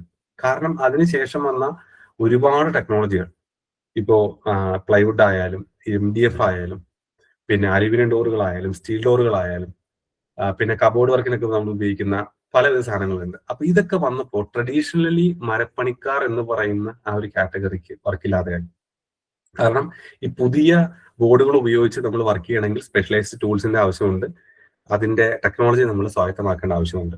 എന്ന് പറഞ്ഞതുപോലെ നിങ്ങളുടെ ഫീൽഡും ലോകത്തുള്ള ഒരു തൊഴിൽ മേഖലയും മാറ്റത്തിന് എതിരല്ല, അല്ലെങ്കിൽ മാറ്റത്തിന് റെസിസ്റ്റന്റ് അല്ല. നമ്മൾ ഇന്ന് കിടന്നു ഉറങ്ങി നാളെ ഉണർന്നെണീക്കുന്നത് പുതിയ ടെക്നോളജിയിലേക്കാണ്. അപ്പൊ അതുകൊണ്ട് ഞങ്ങൾ ടീച്ചർമാരാണ്. ടീച്ചർ എന്ന് പറഞ്ഞാൽ കുട്ടിയും അധ്യാപകനും തമ്മിലുള്ള കമ്മ്യൂണിക്കേഷൻ മാത്രമേ ഉള്ളൂ, അല്ലെങ്കിൽ ക്ലാസ് റൂം മാനേജ് ചെയ്യാനൊക്കെ ഇതൊക്കെ മതി എന്നുള്ളത്, അല്ലെങ്കിൽ എനിക്കിപ്പോ അത്യാവശ്യം കൊള്ളാവുന്ന ഒരു ജോലി ഉണ്ട്, ഞാൻ ഇനിയിപ്പോ വലിയ സാധ്യതകളിലേക്കൊന്നും പോകുന്നില്ല എന്ന് വിചാരിച്ച് ഒരിക്കലും നിങ്ങൾ അപ്ഡേറ്റഡ് ആകാതിരിക്കരുത്. നിങ്ങളുടെ ഫീൽഡിൽ ഏറ്റവും ലേറ്റസ്റ്റ് ആയിട്ടുള്ള ടെക്നോളജി എന്താണ്, what is the latest development in your area of work, അല്ലെങ്കിൽ ഈ ലോകത്തിലെ ഏറ്റവും ബെസ്റ്റ് ആയിട്ടുള്ള തോട്ട്സ് എന്താണോ നിങ്ങളുടെ മേഖലയിൽ, the very best that is thought and propagated in the world, നമുക്ക് അങ്ങനെ പറയാം. ഈ ലോകത്തിൽ നിങ്ങളുടെ മേഖലയുമായി ബന്ധപ്പെട്ട് ഏറ്റവും കൂടുതൽ ചിന്തിക്കപ്പെടുന്ന, പ്രചരിപ്പിക്കപ്പെടുന്ന കാര്യങ്ങൾ എന്താണോ ആ കാര്യങ്ങളെ കുറിച്ച് നിങ്ങൾക്ക് നല്ല അവഗാഹം വേണം. കാരണം അത് നിങ്ങളുടെ കരിയർ ഗ്രോത്തിനും ഇനിയിപ്പോ നിങ്ങൾ നിൽക്കുന്ന സ്ഥാപനത്തിൽ തന്നെയാണെങ്കിലും ഭാവിയിൽ അത് ആവശ്യം വരും. ഇപ്പോ ഞാൻ ആരെയും കുറ്റപ്പെടുത്തുകയല്ല, എനിക്ക് അന്നം തരുന്ന സ്ഥാപനത്തെ നിന്ദിക്കുകയാണെന്ന് വിചാരിക്കരുത്. ഞാൻ ജോലി ചെയ്യുന്ന സ്ഥാപനത്തില് അതൊരു സങ്കടകരമായ വസ്തുതയാണ്. ഈ 90കളുടെ അവസാനം 2000ത്തിന്റെ ആദ്യമൊക്കെ ജോലിക്ക് കയറിയ ആളുകൾ ഈ വർഷങ്ങളൊക്കെ റിട്ടയർ ആവുകയാണ്. 24, 25, 26 അടുത്ത വർഷം കുറെ പേർ റിട്ടയർ ആവുന്നുണ്ട്. അപ്പൊ അവര് മാനുവലി ഫയൽ വർക്ക് ചെയ്ത് പഠിച്ച ആളുകളാണ്, പേപ്പറിൽ പേന കൊണ്ട് എഴുതി ചെയ്ത് പഠിച്ച ആളുകളാണ്. ഈ കുറച്ച് നാളുകൾക്ക് മുമ്പ് ഇതിനെ ഫുള്ളി കമ്പ്യൂട്ടറൈസ് ചെയ്തപ്പോൾ ഇപ്പോഴും അതിനെ എതിർക്കുന്ന ആളുകളുണ്ട്. അവരുടെ ഒരു രീതി എന്ന് പറഞ്ഞാൽ, ഞങ്ങൾക്ക് ഇനി 1-2 വർഷം കൂടി റിട്ടയർ ആകാനുള്ളൂ, ഞങ്ങൾ എങ്ങനെയും ഒന്ന് കടന്നു പോയിക്കൊള്ളട്ടെ, അതിനുശേഷം നിങ്ങൾ കമ്പ്യൂട്ടറൈസ് ചെയ്യോ, നിങ്ങൾ എന്ത് ചെയ്യോ ചെയ്താൽ ഞങ്ങൾക്ക് കുഴപ്പമില്ല എന്നുള്ള രീതിയിൽ ഞാൻ സ്ഥിരം കാണുന്ന ഒരു കാഴ്ചയാണ്. ഞാൻ പറയുന്നത് ഒരിക്കലും അങ്ങനെയാകരുത്. എന്നാൽ അവരിൽ തന്നെ 2-3 പേർ വളരെ എന്തൂസിയാസ്റ്റിക് ആയിട്ട്, ഇപ്പൊ ജോലി ആദ്യം പറഞ്ഞതുപോലെ നമുക്ക് പ്രായം കൂടുന്തോറും നമുക്ക് അതിനെ ഞാനൊരു എന്റെ എക്സ്പീരിയൻസിനെ ഞാനതിന്റെ പുതിയ ടെക്നോളജിയെ പഠിക്കാനുള്ള ഒരു അവസരമായി കാണുകയും പഠിക്കുകയും ചെയ്യുന്ന വളരെ വിരലെണ്ണാവുന്ന ആളുകളും ആ കൂട്ടത്തിലുണ്ട്. അതുകൊണ്ട് ഒരു കാരണവശാലും നമ്മൾ ജോലി ഉണ്ട് അല്ലെങ്കിൽ എനിക്ക് ജോലി ഉടനെ കിട്ടുമെന്നുള്ളത് കൊണ്ട് അപ്ഡേറ്റഡ് ആകാതിരിക്കരുത്. അതൊരു വലിയ ക്രൈം, നിങ്ങളോട് തന്നെ ചെയ്യുന്ന ഒരു ക്രൈമാണ്. അത് നിങ്ങൾ ശ്രദ്ധിക്കുക. അത് നമ്മൾ റൊട്ടീനായിട്ട് ഒരു ജോലിക്ക് പോയി തുടങ്ങുമ്പോൾ നമുക്ക് എല്ലാവർക്കും ഉണ്ടാകുന്ന, മനുഷ്യരായി ജനിച്ച എല്ലാവർക്കും ഉണ്ടാകുന്ന ഒരു ഫീലാണ് നാച്ചുറലി നമ്മുടെ ഉള്ളിലേക്ക് വരും. ഇനിയിപ്പോ എന്തിനാണ് പത്രം വായിക്കുന്നത്, ഇനിയിപ്പോ എന്തിനാണ് നമ്മൾ മറ്റൊരു കാര്യത്തെ പറ്റി പഠിക്കേണ്ടത്, എനിക്ക് മാന്യമായ ശമ്പളം കിട്ടുന്നുണ്ട്, ഇതേപ്പറ്റി അല്ലെങ്കിൽ ഇപ്പൊ പഠിച്ചത് തന്നെ അധികമാണ്, ഇതൊക്കെയാണ് എങ്ങനെയും ഒക്കെ പല രീതിയിൽ വിളമ്പി ഞാൻ ആ സദ്യ അങ്ങ് പൂർത്തിയാക്കാമെന്നുള്ള തോന്നൽ നമ്മുടെ മനസ്സിലുണ്ടാകും. Never ever fall for that. അതൊരു വലിയ ട്രാപ്പാണ്, നിങ്ങളെ തന്നെ കൊണ്ടുവന്ന് എത്തിക്കുന്ന വലിയൊരു കുഴിയാണത്. ആ കുഴിയിൽ വീഴാതിരിക്കുക. അതുകൊണ്ട് ജോബ് സീക്കേഴ്സ് എന്നുള്ള രീതിയിൽ നമ്മൾ എപ്പോഴും നമ്മളെ തന്നെ അപ്ഡേറ്റഡ് ആയി ഇരിക്കുക എന്നുള്ളത്, ഞാൻ ആദ്യത്തെ ക്ലാസ്സിൽ പറഞ്ഞൊരു കാര്യമുണ്ട്, അപ്സ്കിൽ ചെയ്യുക എന്നുള്ളത്.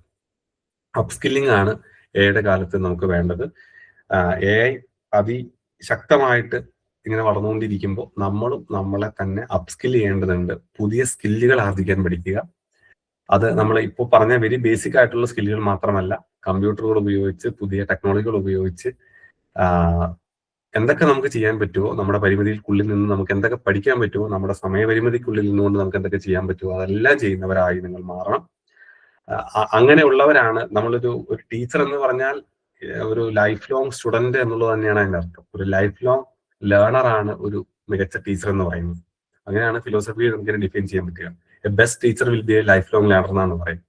അപ്പൊ അങ്ങനെ ഈ പ്രൊഫഷനിൽ നിൽക്കുന്നിടത്തോളം കാലം നിങ്ങൾ അതിനോട് 100% നീതി പുലർത്തി അപ്ഡേറ്റഡ് ആയിരിക്കാൻ ശ്രമിക്കുക എന്നുള്ളത് മാത്രമാണ് എനിക്ക് ഈ 3 ദിവസത്തെ പ്രോഗ്രാമിന്റെ ഈ വൈൻഡ് അപ്പ് ചെയ്യുന്ന സമയത്ത് ഈ എൻഡിങ് സെഷനിൽ എനിക്ക് പറയാനുള്ളത്. എല്ലാവരും നിങ്ങൾ നന്നായി സഹകരിച്ചു. നല്ലൊരു ബാച്ച് ആയിരുന്നു. നിങ്ങൾ ഇന്ന് വോയിസിലൂടെ ആണെങ്കിലും കമന്റ്സിലൂടെ ആണെങ്കിലും ഇമോജീസിലൂടെ ആണെങ്കിലും നിങ്ങളുടെ പാർട്ടിസിപ്പേഷൻ വളരെ കറക്റ്റ് ആയിട്ട് തന്നെ നിങ്ങൾ ചെയ്യുന്നുണ്ടായിരുന്നു. അതുകൊണ്ട് നിങ്ങൾക്ക് എല്ലാവർക്കും ജോലി കിട്ടുമെന്നുള്ളതിൽ യാതൊരു സംശയമില്ല. നമ്മുടെ 3 ദിവസത്തെ ഈ ഒരു ശ്രമം ഒരു കാരണവശാലും വിഫലമാവില്ല എന്ന് എനിക്ക് ഉറപ്പുണ്ട്. കാരണം നിങ്ങൾ എന്നോട് പൂർണ്ണമായി സഹകരിച്ചു. മാത്രമല്ല നമ്മള് നേരിൽ കണ്ടിട്ടില്ല, നിങ്ങളെ ആരെയും മുഖപരിചയം എനിക്കില്ല. പക്ഷെ നിങ്ങൾ കഴിഞ്ഞ ഏതാനും മണിക്കൂറുകളായിട്ട് 3 ദിവസം കൊണ്ട് എന്നെ കണ്ടിട്ടുണ്ട്. എവിടെയെങ്കിലും വെച്ച് കണ്ടാൽ അടുത്ത് വരണം, സംസാരിക്കണം. കാരണം എനിക്ക് നിങ്ങൾ ആരാണെന്ന് അറിയാനുള്ള ഒരു സംവിധാനമില്ല. അപ്പൊ അതുകൊണ്ട് എന്നെ നിങ്ങൾക്ക് അറിയാമായിരിക്കും. എവിടെയെങ്കിലും വെച്ച് കാണാം. അതോടൊപ്പം തന്നെ സ്പാർക്കിൽ തന്നെ ഇനിഷ്യേറ്റീവ് എടുത്ത് എപ്പോഴെങ്കിലും ഒരു ഓഫ്ലൈൻ ക്ലാസ്സോ എന്തെങ്കിലും വെക്കുകയാണെങ്കിൽ, ഞാൻ പ്രസീത മാമിനോട് കഴിഞ്ഞ സെഷൻ കഴിഞ്ഞപ്പോഴും പറഞ്ഞിട്ടുണ്ട്, അങ്ങനെ ഒരു സാധ്യത വരികയാണെങ്കിൽ നമുക്ക് എവിടെയെങ്കിലും ഒരുമിച്ചിരുന്ന് ഇത്തരം കാര്യങ്ങൾ വീണ്ടും വേറൊരു ലെവലിൽ ചർച്ച ചെയ്യാമെന്ന് പറയുകയാണ്. എന്റെ നാട് കോതമംഗലമാണ്, എറണാകുളം ജില്ലയിലെ കോതമംഗലമാണ്.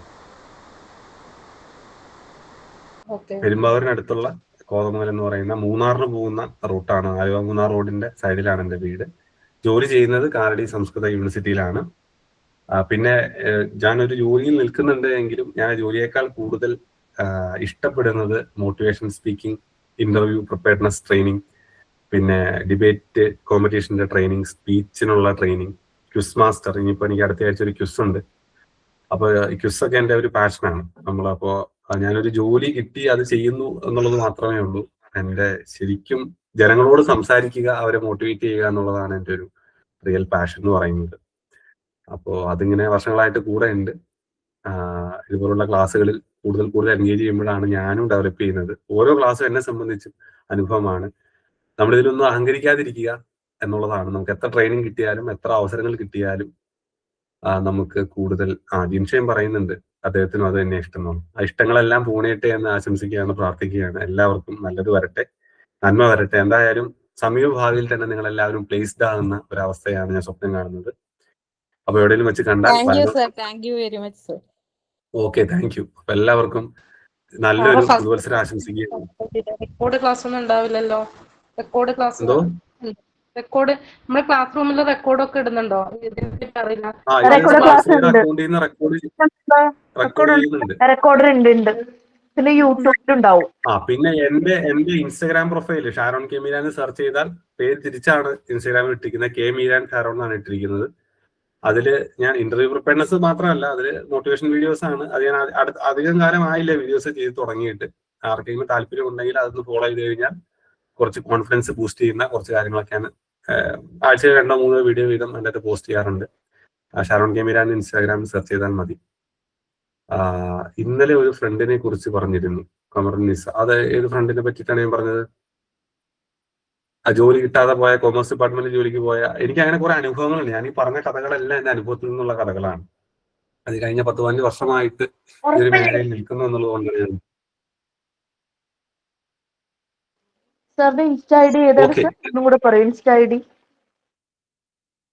ഷാരോൺ കെ മീരാൻ സെർച്ച് ചെയ്താൽ കിട്ടും. ഇല്ലെങ്കിൽ എന്റെ പേര് തിരിച്ചിട്ടാൽ മതി. K Meeran Sharon, KMEERANSHARON, K Meeran Sharon എന്ന് സെർച്ച് ചെയ്ത് കഴിഞ്ഞാൽ ഈ ടീഷർട്ട് തന്നെ ഇട്ടുകൊണ്ടുള്ള ഒരു പ്രൊഫൈൽ പിക്ചറാണ്, ചുവന്ന ടീഷർട്ടുള്ള പ്രൊഫൈൽ പിക്ചറാണ് ഇതിനകത്ത് കാണുക.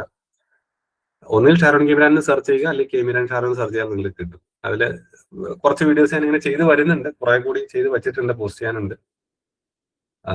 ഓക്കെ, അപ്പോ എല്ലാവർക്കും ഒരിക്കൽ കൂടി ഞാൻ പറഞ്ഞതുപോലെ നല്ലൊരു പുതുവത്സരമായിരിക്കട്ടെ. ജോബ് ഉള്ളവർക്ക് കൂടുതൽ നല്ല ജോബ് കിട്ടട്ടെ. ജോബ് സിക്കേഴ്സ് ആയിട്ടുള്ളവർക്ക് എത്രയും പെട്ടെന്ന് പ്ലേസ് ആവാൻ കഴിയട്ടെ എന്ന് ആത്മാർത്ഥമായിട്ട് തന്നെ ആശംസിക്കുകയാണ്. അതോടൊപ്പം തന്നെ സ്മാർട്ട് 3-യിലെ നിങ്ങളുടെ പ്രിയപ്പെട്ട ജയദേവ് സാറിനും പ്രസീത മാമിനും, അതോടൊപ്പം തന്നെ എടുത്തു പറയേണ്ട ഒരു പേരാണ് ജിഷ മാമിന്റെ. ജിഷ മാം ആണ് എന്റെ ഈ ഒരു പ്രോഗ്രാമിലേക്ക് ഇൻട്രൊഡ്യൂസ് ചെയ്യുന്നത്. ഞാൻ പോയിരുന്ന ഒരു പ്രോഗ്രാമിന്റെ കോർഡിനേറ്റർ ആയിട്ട് ജിഷ മാം വന്നു. അങ്ങനെയാണ് ജിഷ മാമായിട്ടുള്ള പരിചയം. ജിഷ മാമിനുമുള്ള നന്ദി ഈ അവസരത്തിൽ അറിയിക്കുകയാണ്. So stay blessed, stay happy, stay positive. നമുക്ക് വീണ്ടും കാണാം. Thank you. Thank you sir. Happy new year. Happy new year. Happy new year.